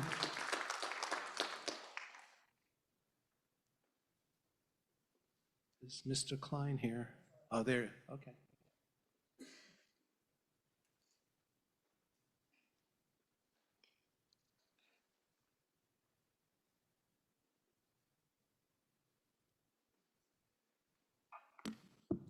Good evening, Jonathan Klein, Town Meeting Member, Precinct 17. I am also a member of the Housing Advisory Board, a board member of Brookline for Everyone, but I speak solely for myself. My primary remarks tonight are not on the pros or cons of warrant Article 7, which I will vote for and support, but on the recommendation that warrant Articles 7, 8, 9, and 14 be referred to the Comprehensive Plan Steering Committee. I think this is a terrible idea, and I sincerely hope you vote against referral. The comprehensive planning is a crucial topic. I am glad it is fully underway. There are so many things that we need that process to address, including at least the following. 1, the dramatic challenge of housing availability and affordability. 2, climate change, which we face along with the rest of the region and the world. 3, our structural deficit. How can we manage our finances without disruptive overrides? 4, our infrastructure. Are we ready for a fossil-free future? Do we have enough electricity and transmission capacity? And if not, how do we plan for it? 5, how do we get the more recreation, open space, and parks that we need? Can we afford a new ice rink or a public swimming pool? Or can we afford not to do those things? 6, do we need a new zoning code? Should we be completely revising our zoning code the way Somerville did? Or should we proceed on a district-by-district basis, as we did with the Harvard Street corridor? And finally, but very important, how do we care for the most vulnerable people in our community, including our public housing residents, many of whom, despite enormous progress, continue to live in less than ideal housing? These are all important issues that we need to talk about, understand, and agree on to comprehensively plan our collective future. That's a pretty full plate, right? Now, here's what I think the comp planning process does not need to deal with. Warrant Article 7, a modest change in the height of in some of our districts to address the real challenge we have with demolitions, and that has been proposed, vetted, and worked on by both our excellent planning department and the planning board. Warrant Article 8, we're going to talk about that shortly, which changes 4 words in a zoning warrant article. And Warrant Article 9, which I will also talk about later, to add an additional unit in our 2-family districts. Now, when I spoke in support of the comp planning process back in 2021, I said we needed to be able to walk and chew gum at the same time by which I meant we need to work on planning our future for the next 10 or 20 or 30 years, and we need to keep our town moving by making the improvements we need to address our most immediate challenges. So here is my request on warrant Article 7. Listen to the arguments, decide if this is a good idea. If it is, vote it up. If it isn't, vote it down. I'm going to be voting in favor of it. But please don't refer it and burden the Comprehensive Plan Steering Committee with these zoning changes, which we need as a town meeting on behalf of our constituents to address now to meet the challenges, the very real housing and other challenges we have in the community today. Thank you very much for your time. Thank you. Mr. Salmon.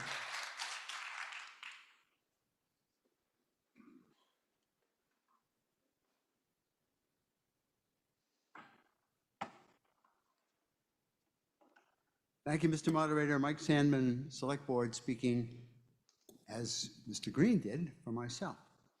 The advantage offered by Article 7 is that it may reduce pressure to tear down some of Brookline's large, older houses and the resulting loss of potential for creating affordable housing in dormers or in the attics of those homes. The disadvantage, as we've heard, is the breadth of the article. A very substantial number of properties would be affected by Article 7, and there's reasonable doubt that the property owners who are affected by this change are fully aware of what is about to happen. But really, the article stems from a resolution town meeting passed in May. The Planning Board, the Advisory Committee, and the Select Board all held hearings on Article 7, and both the article and the combined reports were circulated to all of you. The primary objections that were raised at those hearings are the ones you've heard about, the breadth of the impact. But while 4,500 parcels are potentially affected, the impact is really limited to areas of North Brookline with large older homes, the very area where we're most at risk and most concerned about teardowns. The Comprehensive Plan Committee will not produce zoning articles, considering the length of time it will take for the Comprehensive Plan Committee to review the issue and the time it would then take for a zoning article to be drafted and to be broadcast to the affected property owners to the satisfaction of those who doubt that it has been already broadcast. Two of your Select Board members, one of whom was me, voted to recommend favorable action, believing that town meeting and the community as a whole seek a barrier to teardowns sooner rather than later to prevent the potential for reducing our ability to add affordable housing in older, large homes. Thank you. Thank you. Ms. Wu?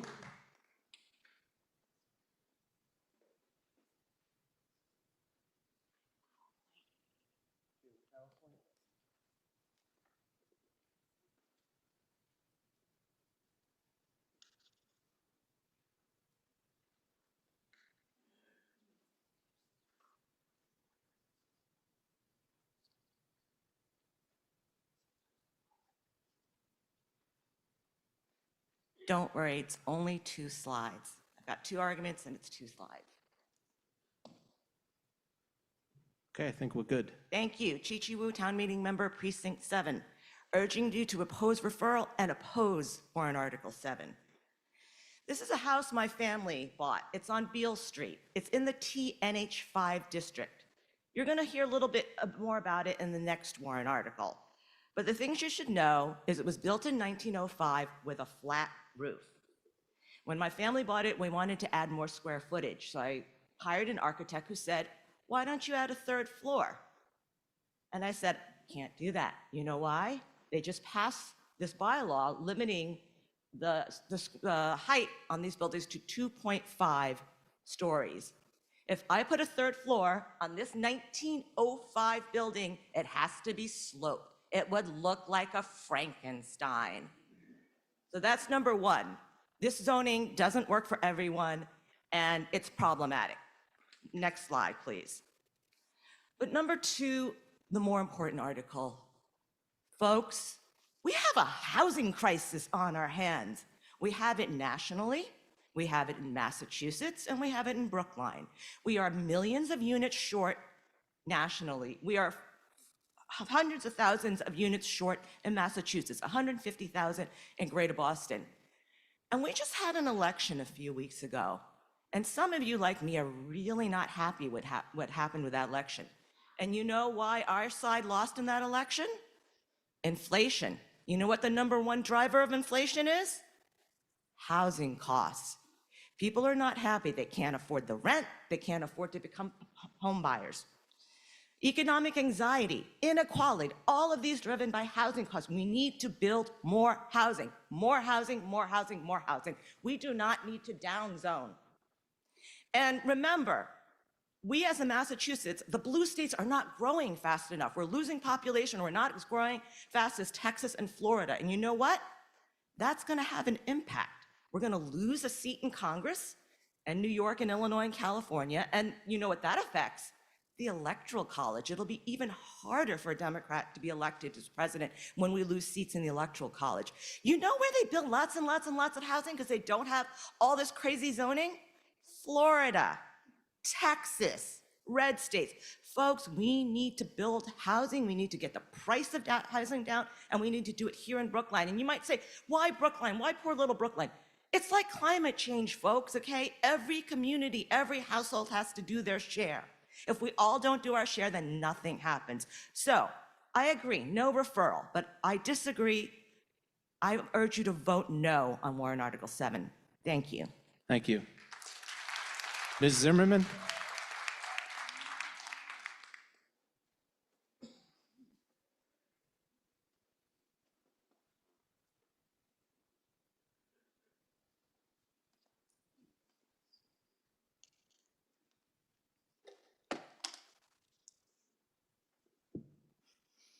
I'm a little bit shorter than Chi-Chi. I'm Amanda Zimmerman, town meeting member, precinct 7, and I'm speaking to you tonight against referral and against warrant Article 7.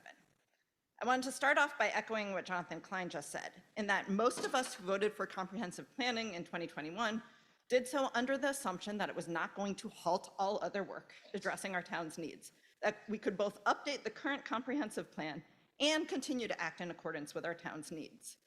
While it has been a while since the town last did comprehensive planning, we just did go through a very comprehensive housing production plan process that was able to engage a large swath of the community beyond the usual suspects, something our current comp planning committee could probably learn a little bit from, and clearly spelled out that we have an acute housing crisis and shortage and we need to act expeditiously to address them.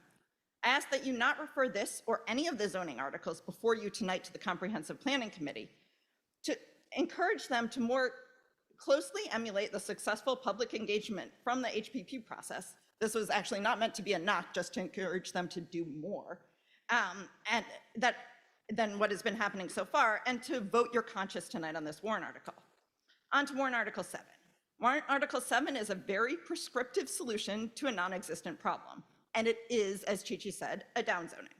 Warrant Article 7 will decrease the livable space for current and future residents through much of Brookline. Look, I'm not a tall person, but I can tell you as someone who has spent a lot of time in the last few years looking at places to live, homes with a top floor with a slanted roof are simply put less livable. Let me describe. I've seen creative floor plans where there are areas of the home that do not give a full 6 feet to stand, where beds are crammed into corners, or people try really hard to make a kid play space where any adult has to kneel to hang out. All of this is in the name of making an exterior aesthetics more pleasing to some. We as a town shouldn't be thinking of overly prescriptive architectural requirements to make every home fit into a cookie cutter of one particular era. We should be thinking of incentives that recognize the profit motivations for all homeowners and developers, and making sure they better align with our town goals.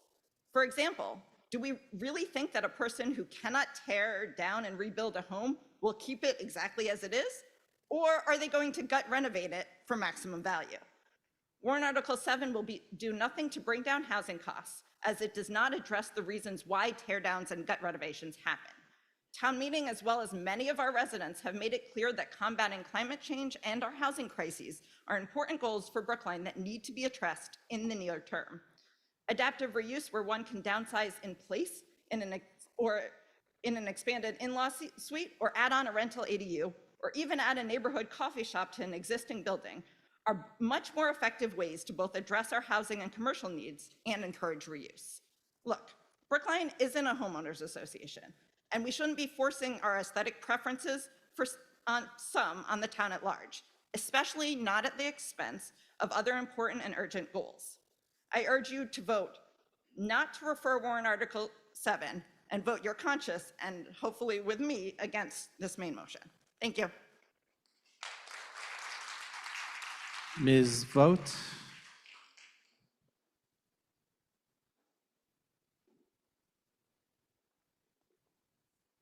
I only have one more speaker after this.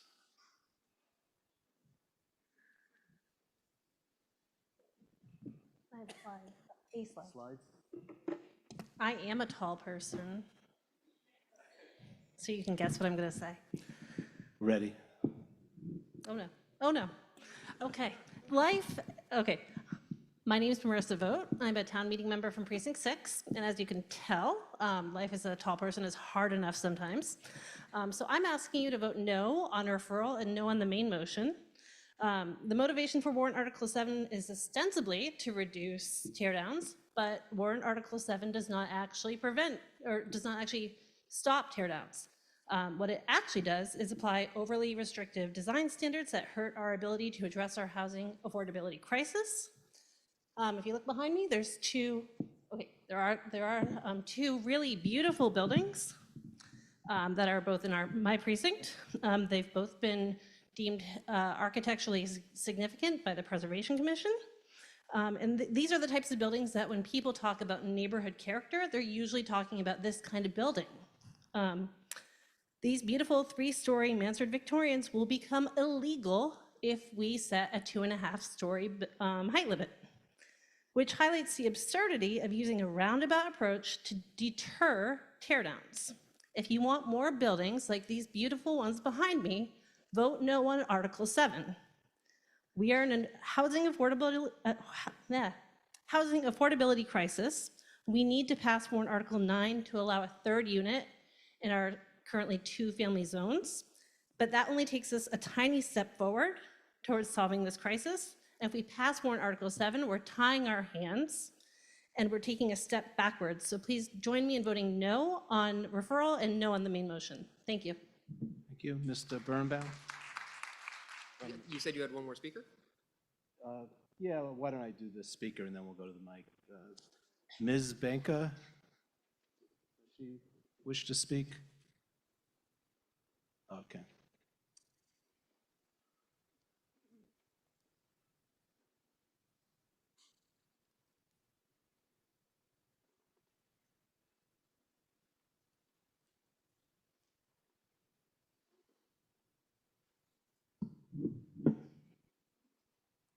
Good evening, Carla Benka, town meeting member from Precinct 14, speaking in favor of referral. Not only referral of Article 7, but also referral for Articles 8, 9, and 14. I'm not going to repeat what Mr. Van Scoyac, Mr. Warren, and Ms. Olson-Pelkey said previously, but I would like to underscore one point. Taken together, Articles 7, 8, 9, and 14 have not received nearly the same amount of attention, promotion, publicity, and community engagement that we saw with the MBTA Communities Act article. And yet this group of zoning articles has the potential to impact a far larger geographical area and a greater number of neighborhoods.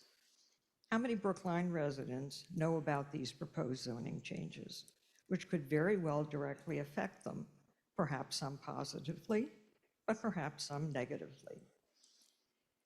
One of the hallmarks of good government is transparency, which includes an obligation to broadly disseminate objective, balanced information to stakeholders. It appears that in this particular and important instance, we have fallen short. In light of town meeting's 2021 near unanimous support for a community-driven comprehensive plan, a plan that will explicitly address housing affordability, and given the insufficient effort to ensure that Brookline residents know and understand the implications of Articles 7, 8, 9, and 14.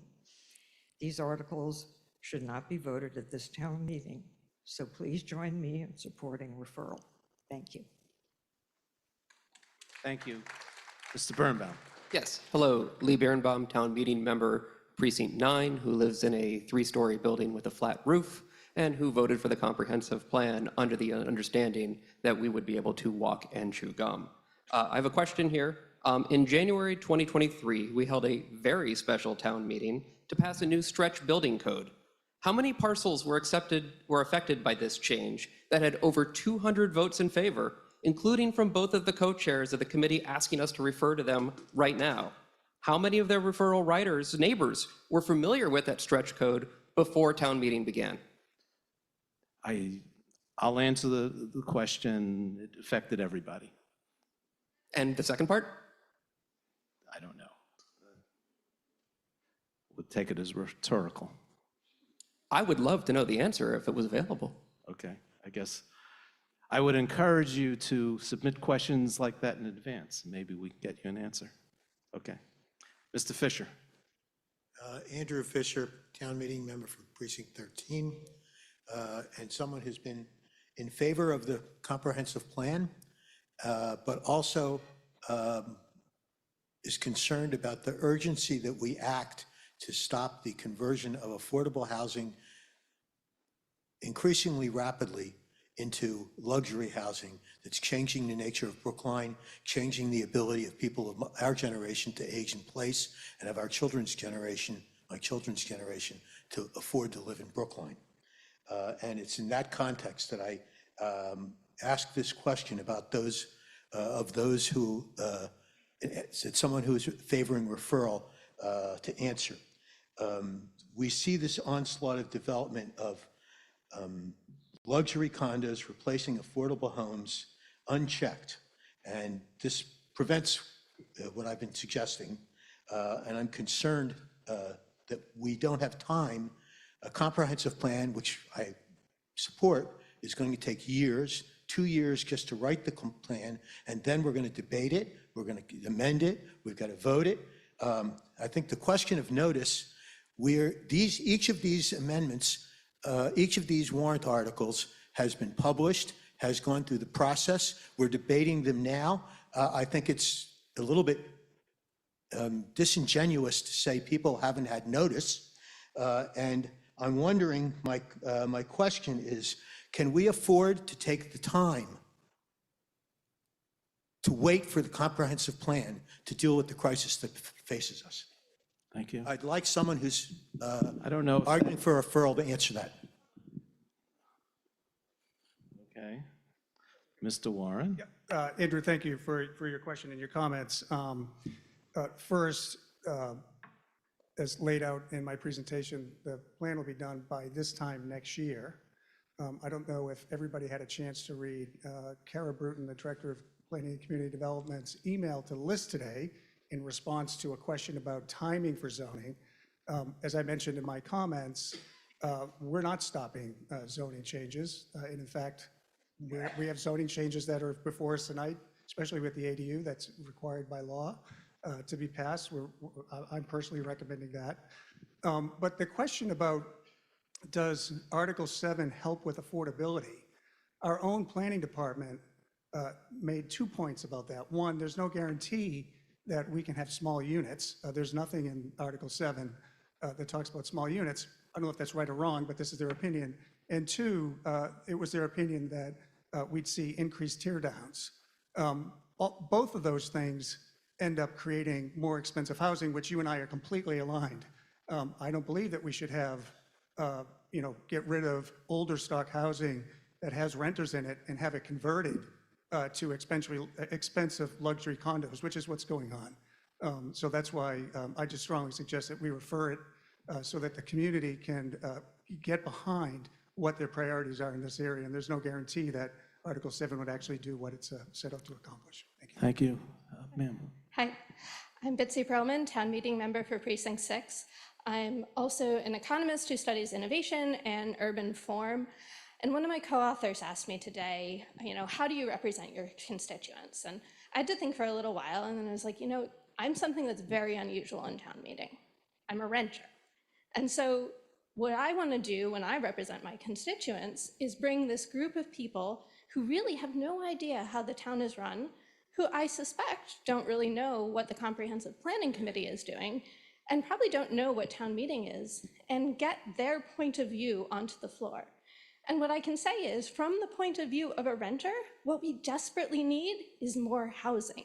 And so anything that restricts the ability of somebody to build more housing is going to hurt renters. I have a friend who wrote a paper on San Francisco. San Francisco, much like Brookline, is an extremely hot housing market. And anyone who says like, oh, Brookline is not gentrified, Brookline has been a rich town from the beginning. And there, anytime new units were built, rent within 100 meters went down by 2%, and displacement, that is movement of people out of the area, went down by 27%. So this is in San Francisco, an extremely hot housing market. This is what building new houses, but housing that added more units, did. And so I just want to represent the other renters who are out there and ask you to please, please vote no on all the down zoning and vote up on the up zoning. Thank you. Thank you. Mr. Ebert? Thank you. John Hebert, TMM, Precinct 7. I've got a couple of comments and then a very important question. The comments are, first of all, the argument about losing our position in the Electoral College is highly unlikely. The next state that we would have to lose votes to is Tennessee, and that's about 180,000 population. And Ohio is 10 electoral votes, and we would have to lose something like 800,000 people. So I don't think that is a great concern, certainly not immediately. There's another important comment, and that is that the state of Massachusetts has a lot less land than Texas or Florida. So we can't expand the way that they can. Another comment is the Trump administration coming in will introduce great uncertainty. And why do we want to introduce our own amazing set of great uncertainties before we do that? But the really important question is this. I have done research. I have not found a good answer to this, and perhaps this august body can answer the question, but can somebody please define the housing crisis in Massachusetts? Can somebody define who are they? Where are they? Are they in state? Are they out of state? How old are they? How young? Are they families? Are they singles? With the important comment that if you can't measure it, you can't improve it. And if everything is a crisis, then we're bound to make mistakes. So I'd love an answer to that question. I think it's kind of beyond town meeting really to have a big discussion. No, we're going to move on. Mr. Ananian, Thank you. you made your point. Scott Ananian, Town Meeting Member, Precinct 10, and I would encourage folks to listen to those in the audience who do have some insight to bear on that question. Unlike some others here, and with a small number of fellows, I voted no on the December 2021 Comprehensive Planning warrant article because I foresaw exactly the outcome that you are seeing tonight. Despite the caveats given in good faith by Mr. Klein and others who've come to the mic, that voting for the comprehensive plan would not halt all zoning progress in town, I foresaw at that time that the comprehensive plan would be used as a cudgel against any rezoning in town. We, as I would have predicted at the time, we saw the chair and co-chair of that committee tonight urging the referral of 4 of 5 zoning articles to their own committee, bypassing your vote as an elected representative of this town on the merits of those zoning articles. And the co-chair of that committee was quoted by the Boston Globe as saying, there is plenty of housing in town. We are the elected representatives of the town. These are zoning articles brought to the town for us to vote. I urge voting no on referral. Vote which way you want on the main motions, but I will be voting no on warrant Article 7. Thank you. Thank you, Mr. Richmond. Thank you, Mr. Moderator. Clint Richmond, Precinct 6. I get the sense that the main point of Article 7 is avoiding tear downs, but I was wondering, I think there is a housing crisis, how many units is there any estimate on how many might be created as a result of this change in the zoning law? Do we have any kind of estimate? I'm shaking the heads no. So That's a question too that might have benefited from advance. okay, well, okay, thank you. Ms. Roberts and then Mr. Rios. Thank you, Mr. Moderator. Susie Roberts, Precinct 17. Just a point, I think a lot of people are using the mics here for giving more comments and not questions. I thought we were asking questions. So I'm going to try and... Well, a little of both. Yeah, I'm going to try and not be But on a yeah, please soapbox don't here. give a long speech. But I did have questions. So I'm concerned about the possible tear down of properties, some of these 4,500 homes to be replaced with the luxury condo units, et cetera, that we're seeing. My question for planning department is why they didn't just expand what we have that has proved to be somewhat successful in the North Harvard Street. So that's one question that I have. Another question that I have is whether or not, as Ms. Pelkey and others have intimated, a developer or even an owner like Ms. Wu could tear down or add on and somehow get around what you're intending to do to try and sort of have some restrictions that would be encouraging developers not to tear down, so that, for example, luxury units could be built even within the one restriction that that warrant Article 7 is promoting. In other words, could somebody put additional square footage on a parcel that is below the height restriction and that ends up being luxury? So I'm really having a hard time figuring out how we're going to accomplish this without, the additional restrictions that were adopted for North Harvard Street, number one. And my final question is to the Comprehensive Plan Committee, because somebody, Mr. Klein, I believe it was, suggested that referrals is going to burden the committee, which I find kind of crazy since that's what they are supposed to be doing. And so I would like to hear whether anyone would feel burdened by having these referrals. Thank you. So can someone from planning, and then Mr. Warren afterwards in 2 sentences. Good evening, Maria Morelli, Senior Planner in the Regulatory Division. I believe your first question had to do with why not expand T5NH wherever it could be applicable. And T5NH was specific to that district where the planning is very regular. The lot depths are 100 feet, and we used percentages. And percentages are actually like FAR. They're not very predictable unless you have a predictable set of existing circumstances. The 2.5-story is really a bridge. It's a bridge to exploring the third unit with adaptive reuse. You can have both. And we want to do that for August 2025. And having it now just a very simple, very basic 2.5-story envelope would deter some of those preemptive strikes where people try to get around that zoning. It also is a companion to that ADU bylaw. Again, something very basic that can be applied to very different neighborhoods where we don't know if the AG or the state will actually allow us to cap ADUs. It is a huge unknown. You're doing it in Article 15. We don't know if that will be allowed. So again, it's a bridge. It's not downzoning. And we have plenty examples of units on the third floor under a slope roof with dormers going for $1,000 a square foot.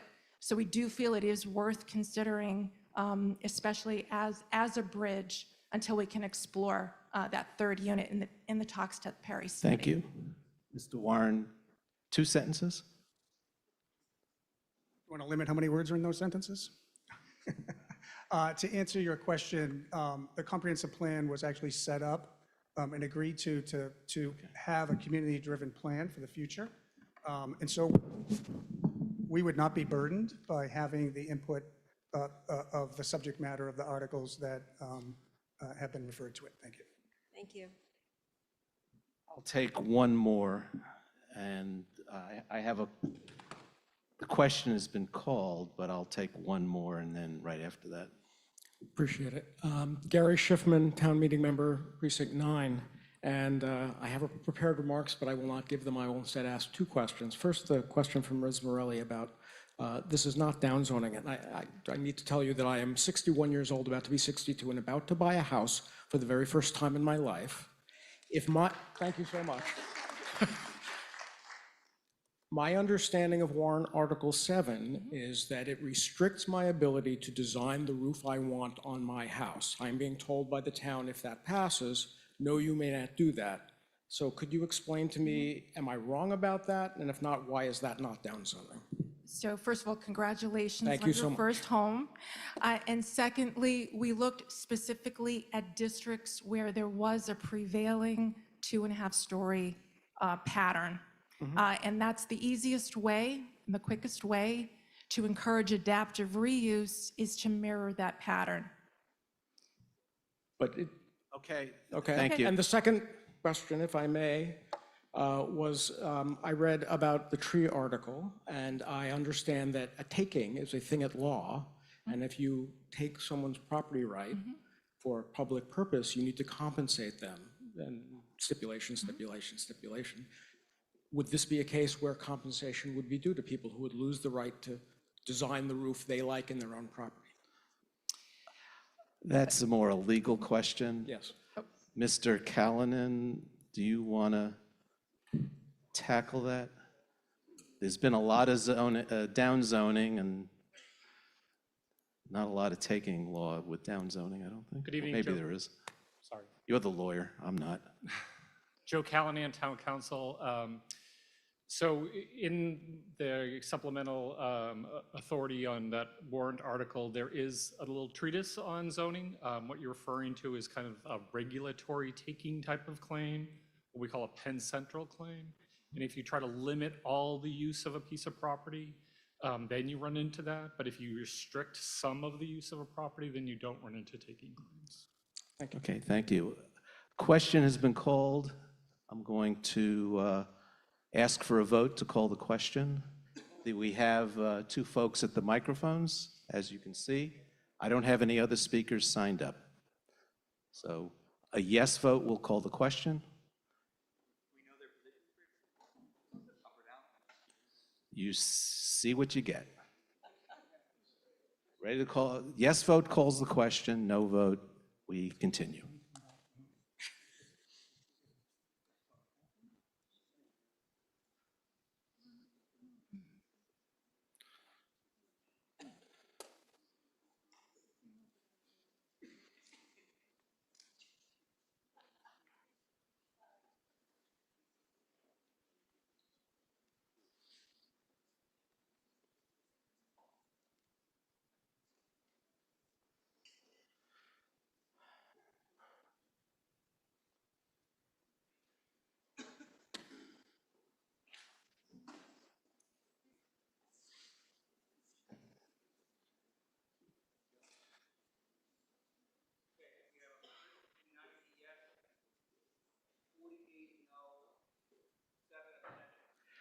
Motion passes 190 yes, 48 no, and 7 abstentions. Okay, so now we're ready to start the substantive voting. The first motion is the motion to refer, which is on page, I got to put my glasses on, page 7-21, and this requires a majority. If you wish to refer, you vote yes. If you don't wish to refer, you vote no. If it fails, we then move to the main motion, which is the zoning itself. So, excuse me? The main motion requires 2/3. Okay, let's go with the vote. This is the motion to refer.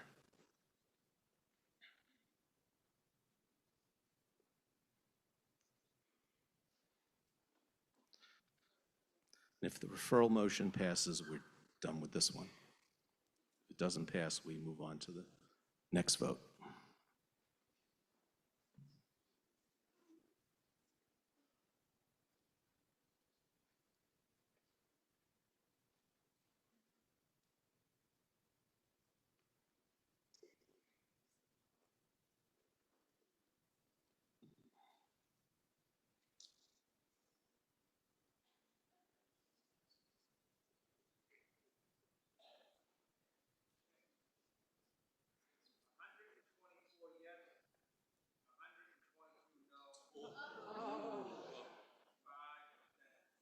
Okay, the motion passes. Wow, this is close.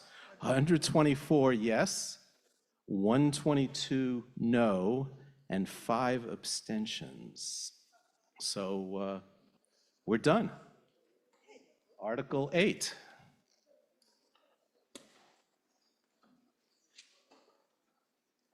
Article 8, the main motion is on the supplement, page 1.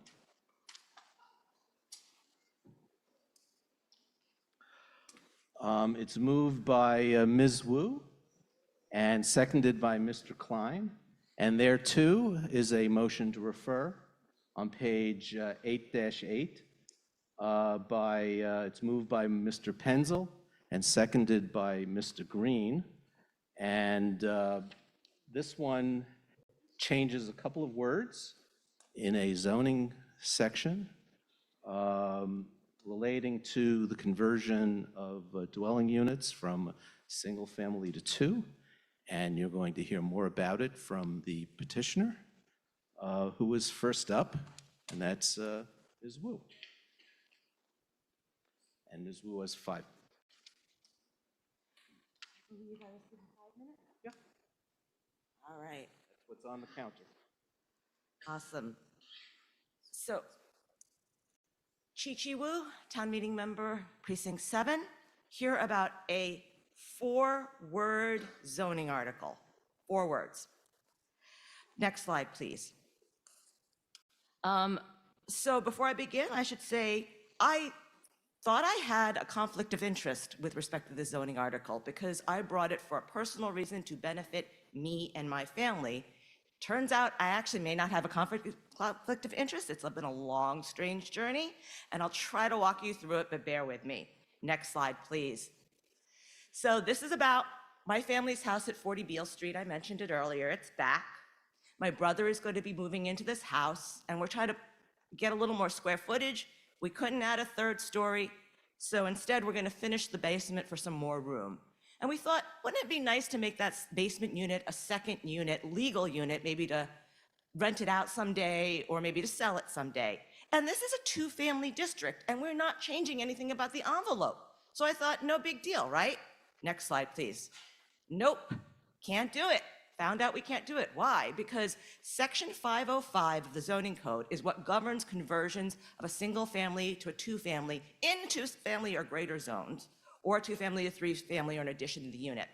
And what it says is that the Zoning Board of Appeals can waive dimensional requirements like setbacks or FAR by special permit, except for lot size. And you see, my house is on a 3,000 square foot lot.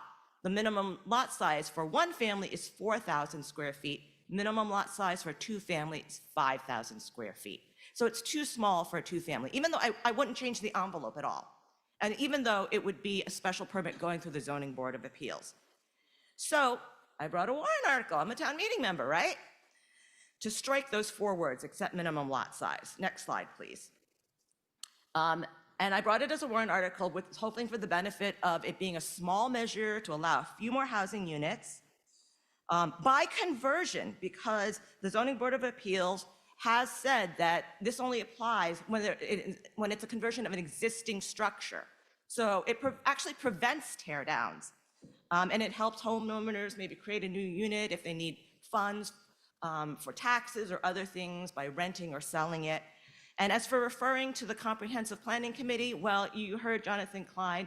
The idea of the Comprehensive Planning Committee dealing with 4-word zoning changes, they're going to be at it for years and years and years, and we don't have years and years and years. So next slide, please. Actually, for the interest of time, I'm going to skip that. Next slide, please. Just a reminder, this allows a special permit to be granted by the Zoning Board of Appeals. So there's still a public process. There are still hearings, that notices are still sent to neighbors. It has to have the approval of the ZBA. Next slide, please. Now here's where it starts getting weird. So we have this meeting with the advisory committee, and town council says, actually, your warrant article doesn't benefit you because remember, your lot size is already too small. And even if you strike those 4 words, you cannot extend an existing nonconformity with 505. But guess what? There's this case called Dietrich versus Zoning Board of Chatham that by law allows you to extend an existing nonconformity already. I don't need this warrant article. But my neighbor, who has a 4,000 square foot lot, bigger than mine, can't use Dietrich. Next slide, please. So the crazy upshot is there are 367 single families in these various zoning districts that can already add another unit using Dietrich. There are 463 units, single families, that can already do it by right because they have a 5,000 square foot lot. But there's 173 single families that can't convert to a 2-family in a 2-family or greater zone by conversion, existing structure, not a tear down, because they're caught in the middle. And this seems kind of unfair and kind of weird and bizarre, which is why I'm pressing forward with this warrant article, even though I don't need it personally. And by the way, if you're worried about thousands and thousands of homes converting by adding a unit, first of all, I think that'd be a great thing. But the reality is, since 2006, I did a search of the town website, and in all the Zoning Board of Appeals decisions, since 2006, there have only been 45 conversions using Section 505. 45. We're not going to see the floodgates open, people. I mean, I wish I did. But, this is a small, modest forward measure to let the Zoning Board of Appeals grant special permits. I urge you to vote against referral and for warrant Article 8. Thank you. Next up is Mr. Penzel, but why don't you come on up, and I need to apologize to the folks on Zoom. When I called for the motion to call the question, I then said, oh, you can see the folks at the microphone. Well, the folks on Zoom couldn't see the folks on the microphone, at the microphone. I believe it was Mr. Benson and Ms. Jonas. I apologize, and I am chastised. I won't do it again, so sorry. Okay, Mr. Penzel. Okay, so my name is Mark Penzel. I'm a town meeting member from Precinct 2 and a member of the advisory committee. I'm here speaking for the advisory committee on this warrant article, which by a vote of 15 in favor, 6 opposed, and 4 abstentions, recommends referring the subject matter of warrant Article 8 to the Comprehensive Planning Steering Committee, about which you've heard a great deal already. To repeat some background, I'm going to go over some that Chi-Chi very nicely covered. Currently, if you want to convert a single-family home to a 2-family home that's in a single or 2-family district, the conversion has to conform to the zoning code's dimensional requirements, such as setbacks, floor area ratio, etc. However, the Zoning Board of Appeals can, by special permit, waive all of these requirements except the requirement relating to minimum lot size. That's the 4 words. The ZBA has the same power and the same restriction with respect to the conversion of a dwelling to create additional units in F or M districts, something we didn't hear about, which are the apartment and multifamily districts. One important further restriction on the ZBA's power is that any waiver may not increase any previously existing nonconformity to such requirements. If all this sounds a bit complicated and arcane, you're not alone.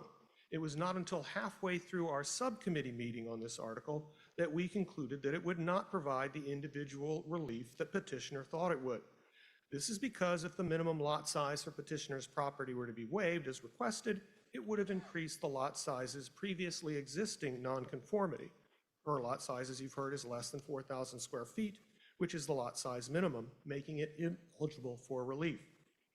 Town council informed us that in almost all circumstances, increasing the number of units on a currently non-conforming lot increases the nonconformity as to lot size minimum, even though the lot size is not changing. Either additional habitable space gets added, or in the case of Brookline's T, F, and M districts, the lot size minimums intensify as the number of units on a lot increase. Because of this, the amendment would only change the status of lots that currently conform to minimum lot size requirements.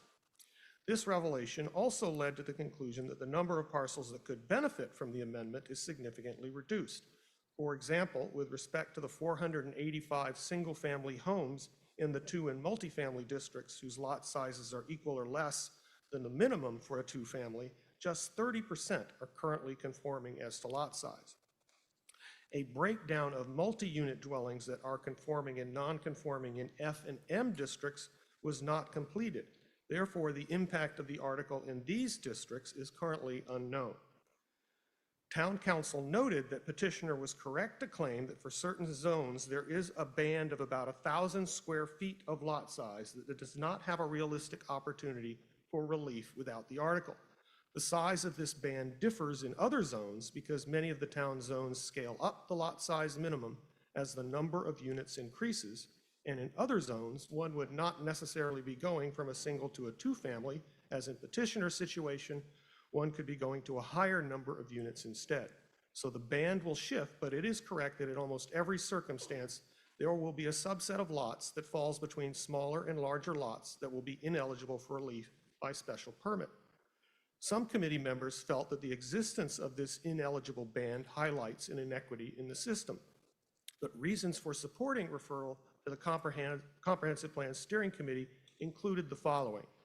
While equity is an important issue, some members did not agree that this is a viable solution to the equity issues because all the impacts on many neighborhoods are unclear. For example, what is the function of minimum lot size, and why should the town seek to protect or discard that as the standard? The lot size requirement is an issue best handled by the comprehensive plan process so that its effects can be considered comprehensively. Concerns regarding the proposal's effect on parking and the loss of green space for parking were also raised. It was also argued that referring the issue to the comprehensive plan process will, as you've already heard, allow greater public input on these changes. In conclusion, while many members felt that while the proposal may ultimately be a good idea, referral was needed to consider all the potential unintended consequences. While several members expressed support for the need to create more housing units, including through 2-family conversions, the consensus was that the wide applicability of the change, its unknown impact in F and M districts, and the potential for unintended consequences supported referral. The advisory committee therefore recommends favorable action on the motion to refer the subject matter of warrant Article 8 to the Comprehensive Plan Steering Committee. Thank you. Mr. Hyken. Yeah.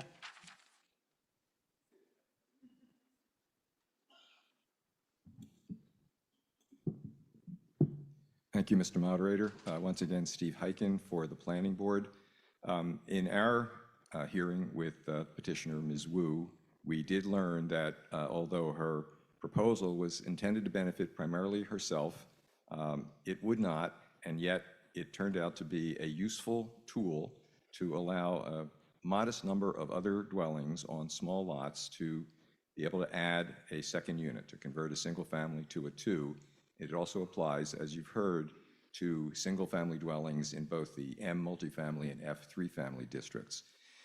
It did turn out that the alternative solution to Ms. Wu's problem is available through this so-called Diedrich versus the ZBA Board of Chatham case law, which from the planning board's perspective, is a loophole that you can drive a truck through. It allows, but only for single and two-family homes, any pre-existing nonconformity in an existing property for single and two-family homes to be expanded beyond any specific zoning requirement, with the only criterion being that it is not substantially detrimental to the neighborhood. And however, that only applies to single and two-family homes. What the planning board found useful about this proposed warrant article, even though it doesn't benefit Ms. Wu, is that it does allow for relief for single and two-family homes, as well as single and two-family homes in the multifamily districts, but it requires a special permit so that it gives the planning board and ultimately the zoning board the ability to ensure that whatever changes are proposed do not adversely affect the neighbors and still follow the other zoning requirements in terms of lot size, height, setback, and open space. So the planning board unanimously, by a vote of 6-0, recommends favorable action on warrant article 8. Thank you. Thank you. I have a few speakers, and then I'll get to the mics. Okay. Next up is Mr. Green.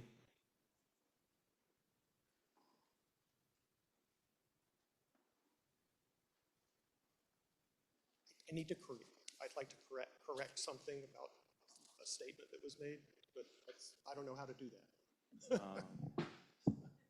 Was it your statement? No, it was the previous speakers. Well, hang out, and we'll get to you at some point. Okay, Mr. Green. Okay, a minute and 3 seconds? Yeah. Okay, good, okay. I'm not going to add too much more to what has already been said. As Chi-Chi said, this is just about 4 words relating to minimum lot size, but 4 words with a fairly significant impact. The impact with respect, or Ms. Wu's situation, it has been addressed by the Dietrich case, and that solves a problem for her and a few other people. But there are a number of people who are not beneficiaries of this case, and the select board examined this issue along with the select board examined this matter and urged referral to the Comprehensive Plan Committee, who can do a more thorough analysis of the impact of this warrant article on the broad array of parcels that are potentially affected. So we recommend, along with the advisory committee, referring subject matter of warrant article 8 to the Comprehensive Planning Steering Committee, and that was a unanimous vote of the select board. Thank you. Mr. Green, before you leave, who are you? I keep forgetting that. Bernard Green, Chair of the Select Board. Now, I'm going to recognize very quickly Mr. Very quickly. Penzel. So Mr. Hyken said that this, in F&M districts, this only applies to single-family units. That's, I think, an incorrect statement. It applies to any dwelling unit in an F or M district, so it'll apply to increasing dwelling units also in any dwelling in an F or M district. And I see Mr. Hyken shaking his head, so. Is that a yes up and down? Nodding his head, he agrees. Mr. Klein.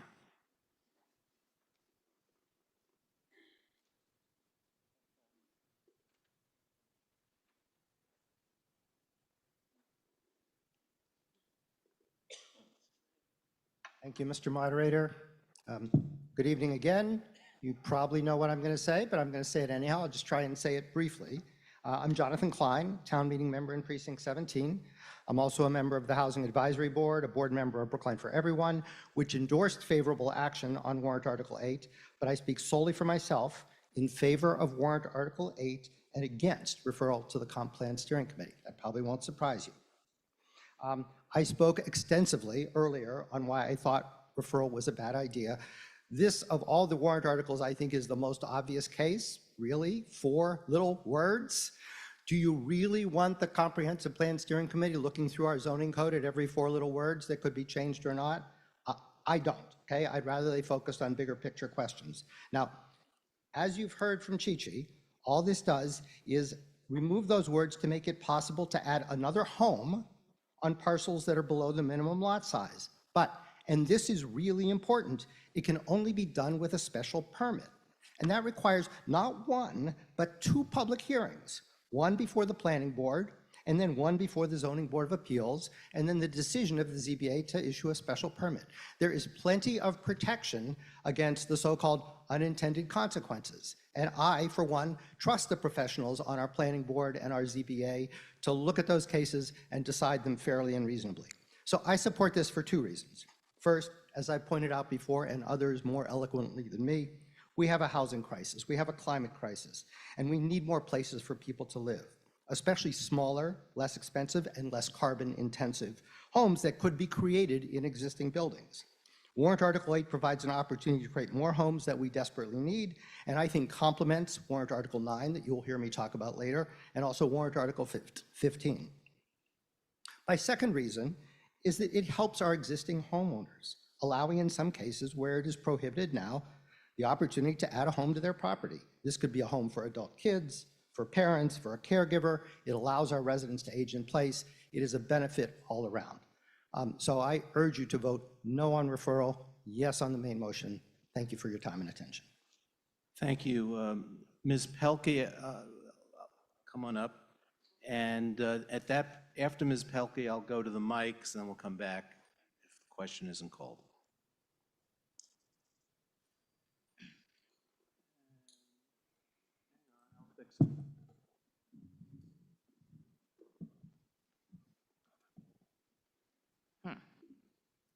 Okay, well, maybe that'll work. Okay, yeah, it's late. We've been talking about the zoning stuff for a long time. So anyway, you're gonna have to hear one more thing about minimum lot sizes. And that's the topic, by the way, that we're referring, not 4 words. Yes, okay, my name is Linda Olson-Pelkey, and I'm a town meeting member from Precinct 17, and I'm speaking in favor of referral to the Comprehensive Plan Steering Committee. Article 8 seeks to allow the Zoning Board of Appeals to waive minimum lot size requirements when additional dwelling units are added to an existing structure or new building in the event of demolition and rebuilding. There are no minimum standards or proposed conditions offered in this article that could serve as a guide to the ZBA in deciding when and how it would be okay to build on an undersized lot or not. In fact, the article as written allows minimum lot size waivers in all settings, theoretically reducing the requirement to 0.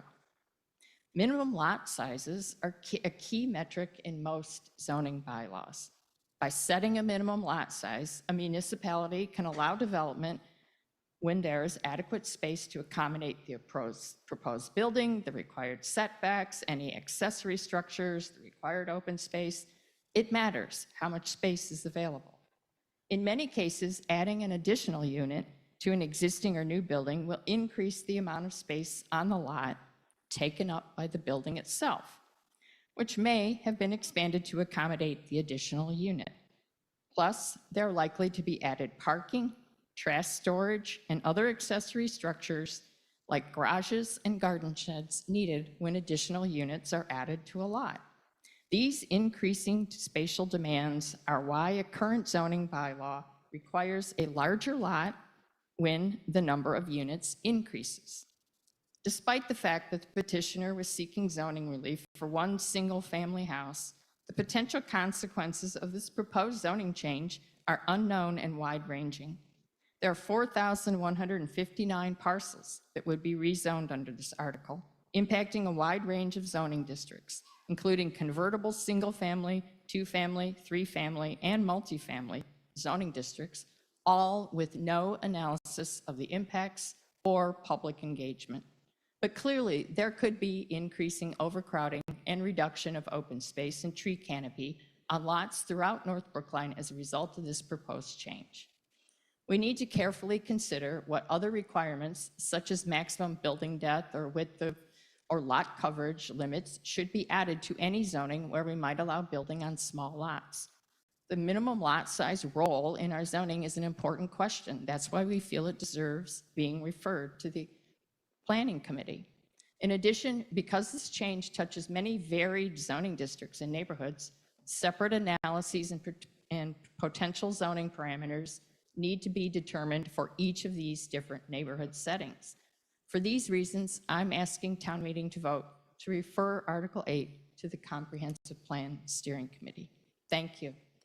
Thank you. Mr. Benson, so I'm going to the microphones, but we still have speakers on the list. So I'm going to ask the folks on the microphones to be asking questions and not so much speeches. So. Jeffrey Benson, Precinct 3. Save my question to the end. I think there are two, because the comment leading to a question. I think there are multiple crises we're trying to manage. One of them is that people who work for us in this town, police, fire, teachers, people who work in town offices, people who are helping run town meeting, can't afford to live in this town. Everything we can do to upzone so that they can get housing is, for me, one way of dealing with that crisis. The second crisis, which I think is a boogeyman, is about tear downs. And that we are allowing so many tear downs, and we can't risk giving houses to all the people who work here because there's going to be tear downs and made luxury homes. So my question is, because I've heard this, my understanding is since 2016, there have been only 24 tear downs in the town of Brookline. Since 2016, hundreds of people who work for us cannot get apartments to live in this town because we fear tear downs. So my question is, has it been only 24 tear downs since 2016? I think that's a question that would have benefited being asked in advance. We don't have that. We don't have that at our fingertips, right? Just hand up. Yes, ma'am. I'm looking at the planning department. They're shaking their heads. So. Chas Carey, Town Administrator. We don't have that information at hand, but we can get it to you. Okay. Okay. Hi, Susan Helms Daly, Town Meeting Member, Precinct 1. My question is a procedural question. If this body votes not to refer to the Comprehensive Planning Committee, and then we vote no on the main motion, can the Comprehensive Planning Committee still take up this question and make a determination on this and all the zoning questions that we're facing tonight? I think the answer to that is yes. Yeah. Thank you. Mr. Shea? Yes, Paul Shea, Town Meeting Member, Precinct 4. My question is along the same lines. Since, my understanding usually when there's a motion to refer is that we as a body feel we don't have enough expertise to consider something, and so therefore we want to defer it to somebody which has the expertise to consider all the unintended consequences. But it seems to me that right now we are in a special situation where this comprehensive planning board is supposed to be considering all of these things, and will be shortly coming up with a comprehensive plan. And so in some ways, this is our opportunity to say yes or no to this idea. And even if we do something that's crazy, like, and it looks, and after a year, it's obvious that it was a bad idea, well, the Comprehensive Planning Board will have seen that and the experiment will have been done, and it's no longer a question of unknown unintended consequences. They'll know what the consequences are, and they can take that into account. So it seems like a very natural place, a place to do a natural experiment with minimal risk. And I'm just asking the people who are making the motion to defer whether they see that, or they really just, what they're really saying is they want it to be a vote of no, because they want to send a message that we don't want to consider the board to consider this issue.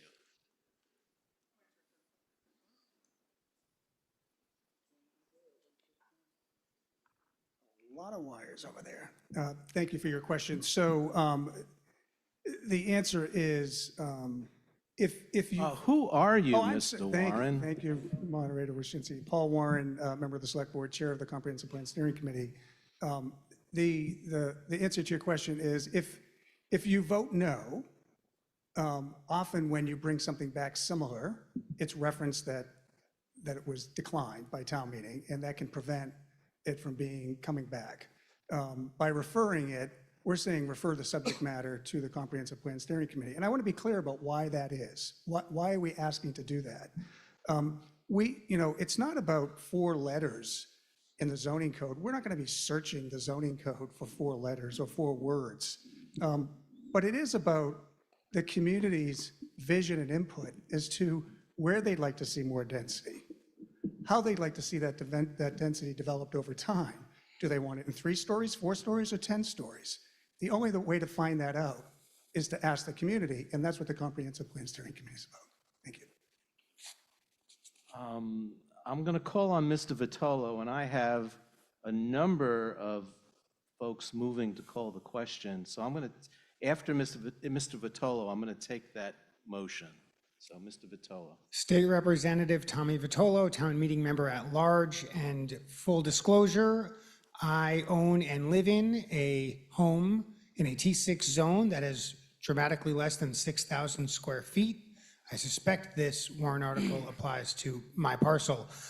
My question is this: I've heard folks speaking on a variety of perspectives on this issue refer to an additional unit, one additional unit. But since this applies to M zones, are we limited to one additional unit, or is it possible that this change would allow several or many additional units in a building?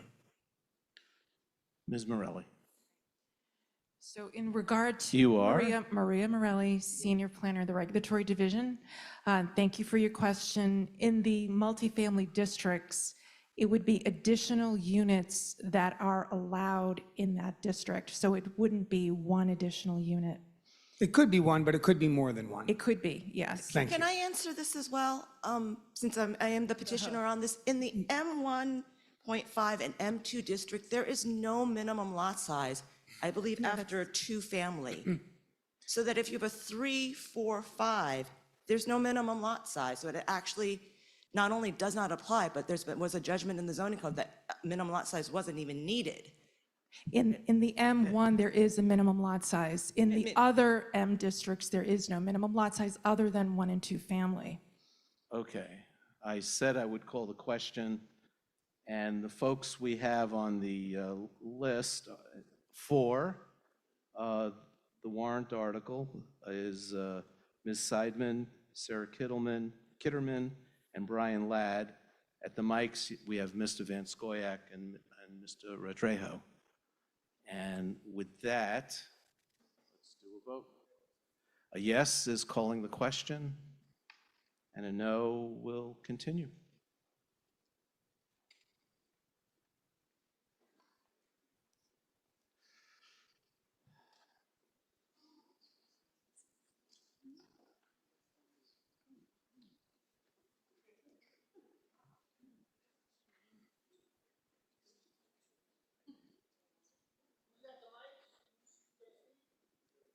I already said that. It was Mr. Van Scoyac and Mr. Retrejo. Oh, and I said that too. Ms. Seidman, Ms. Kitterman, Mr. Ladd. We have a vote? Oh.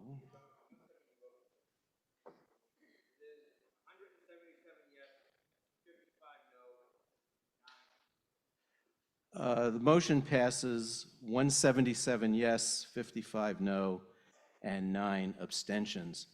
Let me just explain a little with the votes that are before us. So the first vote is a motion to refer. That's a majority vote. If that passes, we're done with the warrant article.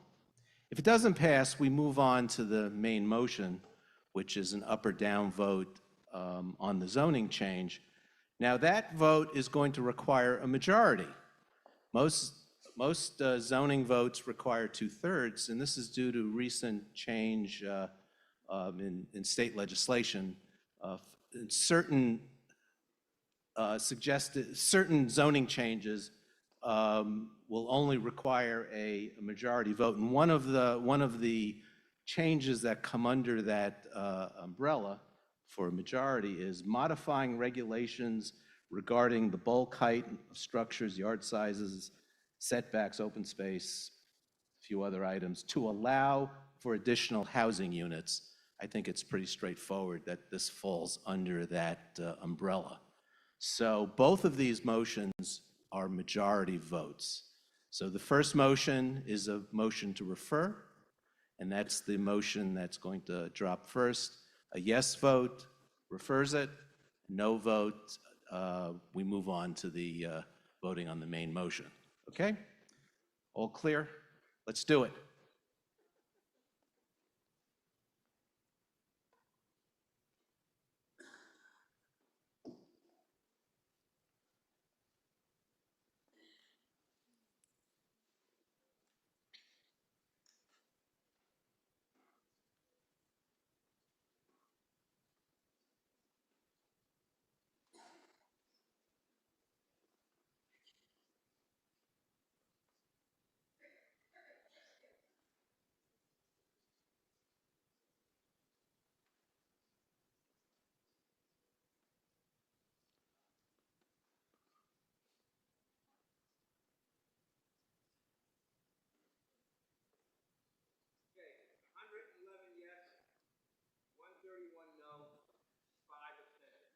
Motion fails. 111 yes, 131 no, 5 abstentions.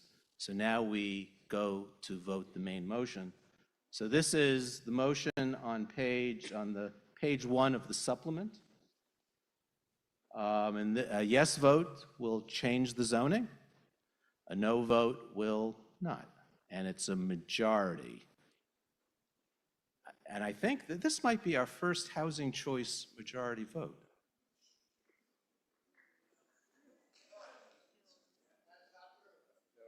I'm told it's not true.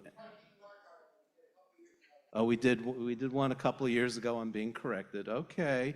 And I'm also being told that to undo it in the future, it'll be a 2/3 vote. So I've been asked to say that, so I said it. But this is a majority vote. So drop the vote. Let's do it.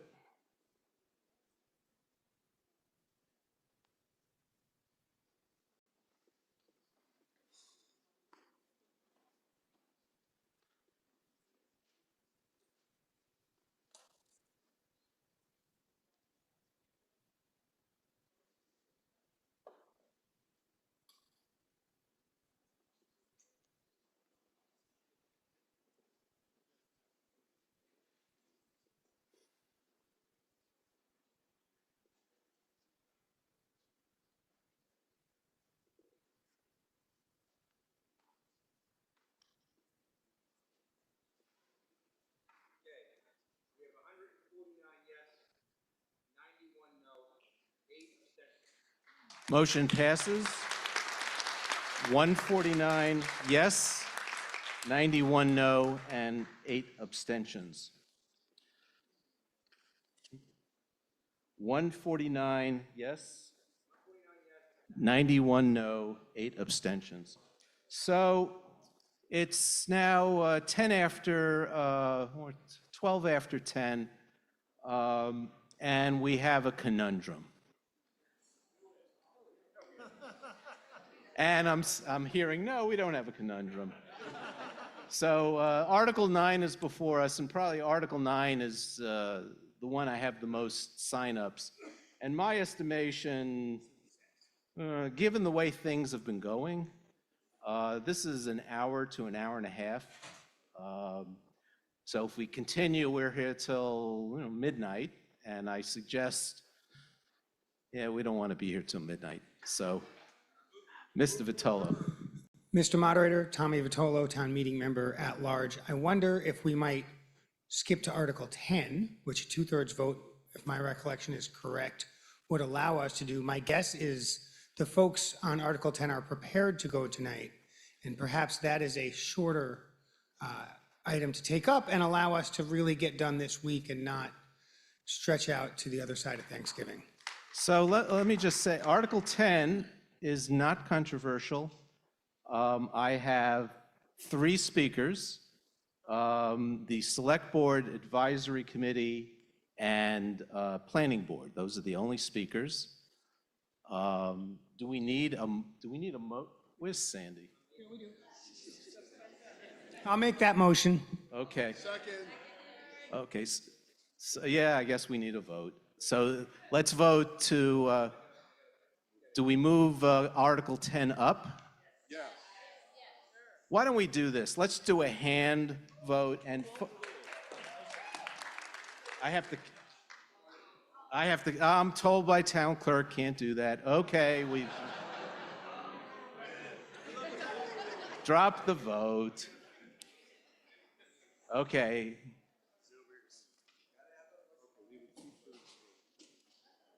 Sometimes state law just gets in the way.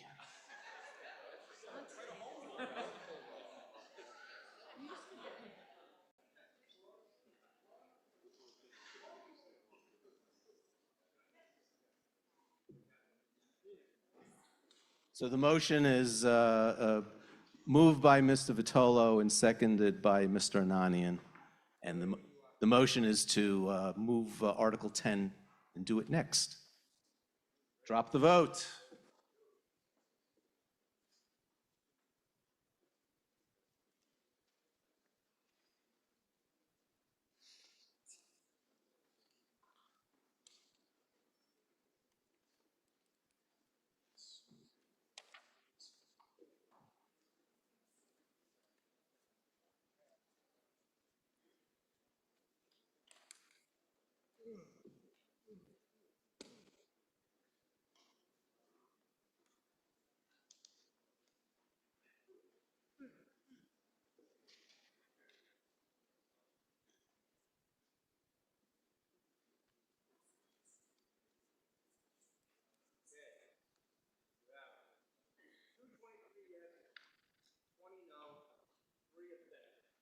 Vote passes 223 yes, 20 no, 3 abstentions. Article 10, Mr. Perlman. Oh, the motion is on page 10.7 to 10.11, and it amends Harvard Street materials and uses. Mr. Perlman. Good evening, David Perlman, Select Board, speaking on behalf of the Select Board. Article 10 was submitted by the Department of Planning and Community Development to amend a prior warrant article from the fall of 2023, namely Article 11, Harvard Street form-based zones of the zoning bylaw, which was widely adopted as part of the consensus plan to meet the requirements of the MBTA Communities Act.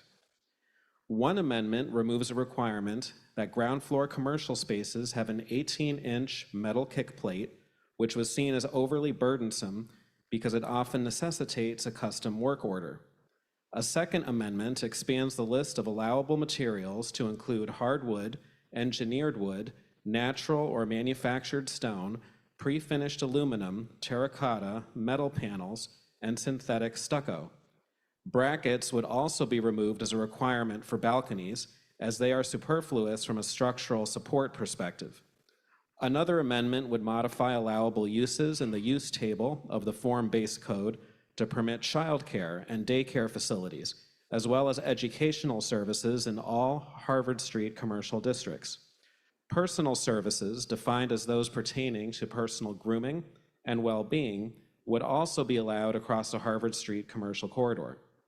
The Select Board was satisfied with the Planning Department's stakeholder outreach and appreciated staff's close collaboration with the experienced architects on the Planning Board in developing amendments within the confines of form-based zoning that would balance specificity with flexibility in certain categories of materials and uses to further facilitate new housing in keeping with the corridor's character. The Select Board was further convinced that these amendments respect the broader community's intent for Harvard Street. A unanimous Select Board recommends favorable action. Mr. Lebovitz. Mr. Lebovitz.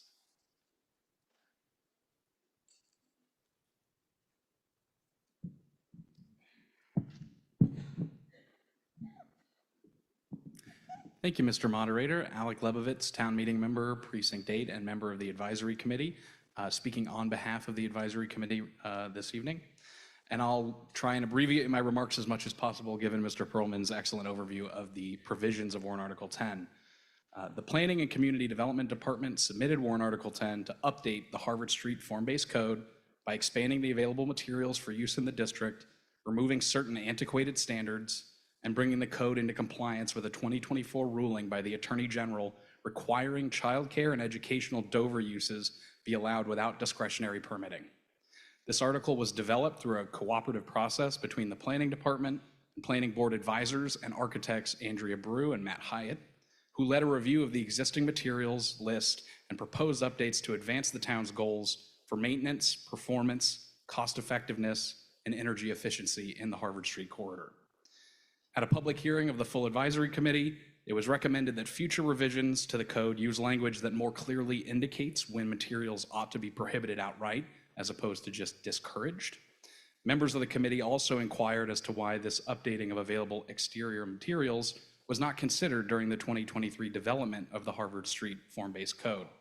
The Planning Department explained that due to the tight time constraints for finalizing the Form-Based Code and the relative low urgency of the issue, the Planning Board had made a conscious choice to revisit this issue later, which led to the introduction of this warrant article.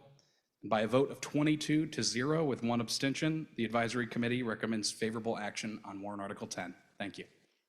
Mr. Hyatt or Mr. Hyken, do you guys, Mr. Hyatt? Oh, okay. I was looking at Mr. Rudolph, sorry.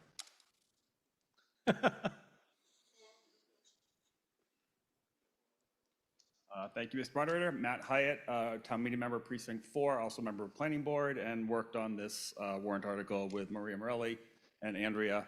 I'm just going to say ditto. I don't have anything additional to add. I did have some slides. There's a hyperlink in the Town Meeting Member files. We'd like to see that. But essentially, it's a series of photographs of buildings that are around 4 stories in height in Metro Boston that utilize a lot of the materials listed. So if you have no idea what GFRG is, you can actually see some examples of it. If you've never seen a rain screen system, you can see some examples of it. But I don't feel this is very controversial and probably not the best use of our time given the late hour. Thank you. Okay, so we're now ready for a vote. This requires 2/3. A yes vote. Oh, I see a question. So you're keeping us between here and our homes, Mr. Richmond. Clint Richmond, Town Meeting Member, Precinct 6. I just want to commend the creators of this warrant article because there's a lot of emphasis on natural materials. Avoiding things like polycarbonate and that sort of thing are excellent. I'm not quite sure I'm convinced about synthetic slate shingles. There could be some room for improvement here, but the general direction of this, I think, is really to be commended from an environmental standpoint. Thank you for being quick. Okay, so we're now ready for a vote. This is a 2/3 vote, doesn't come under any of those housing choice triggers. So yes, changes the zoning to allow for the more expanded materials that you've heard about. A no doesn't. Ready to go. Let's do it.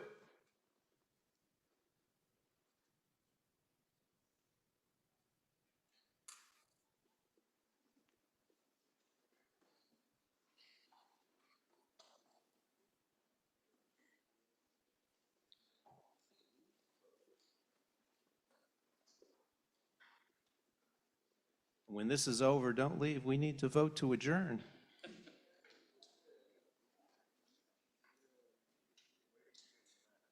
We'll adjourn.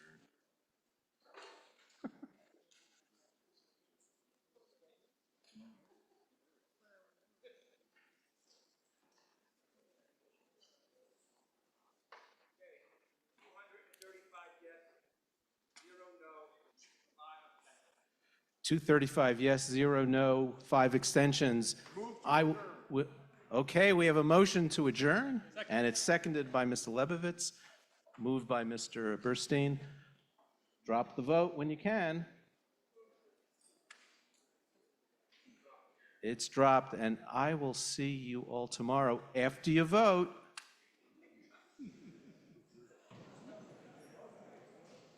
I'm not telling you, I'm saying after you vote.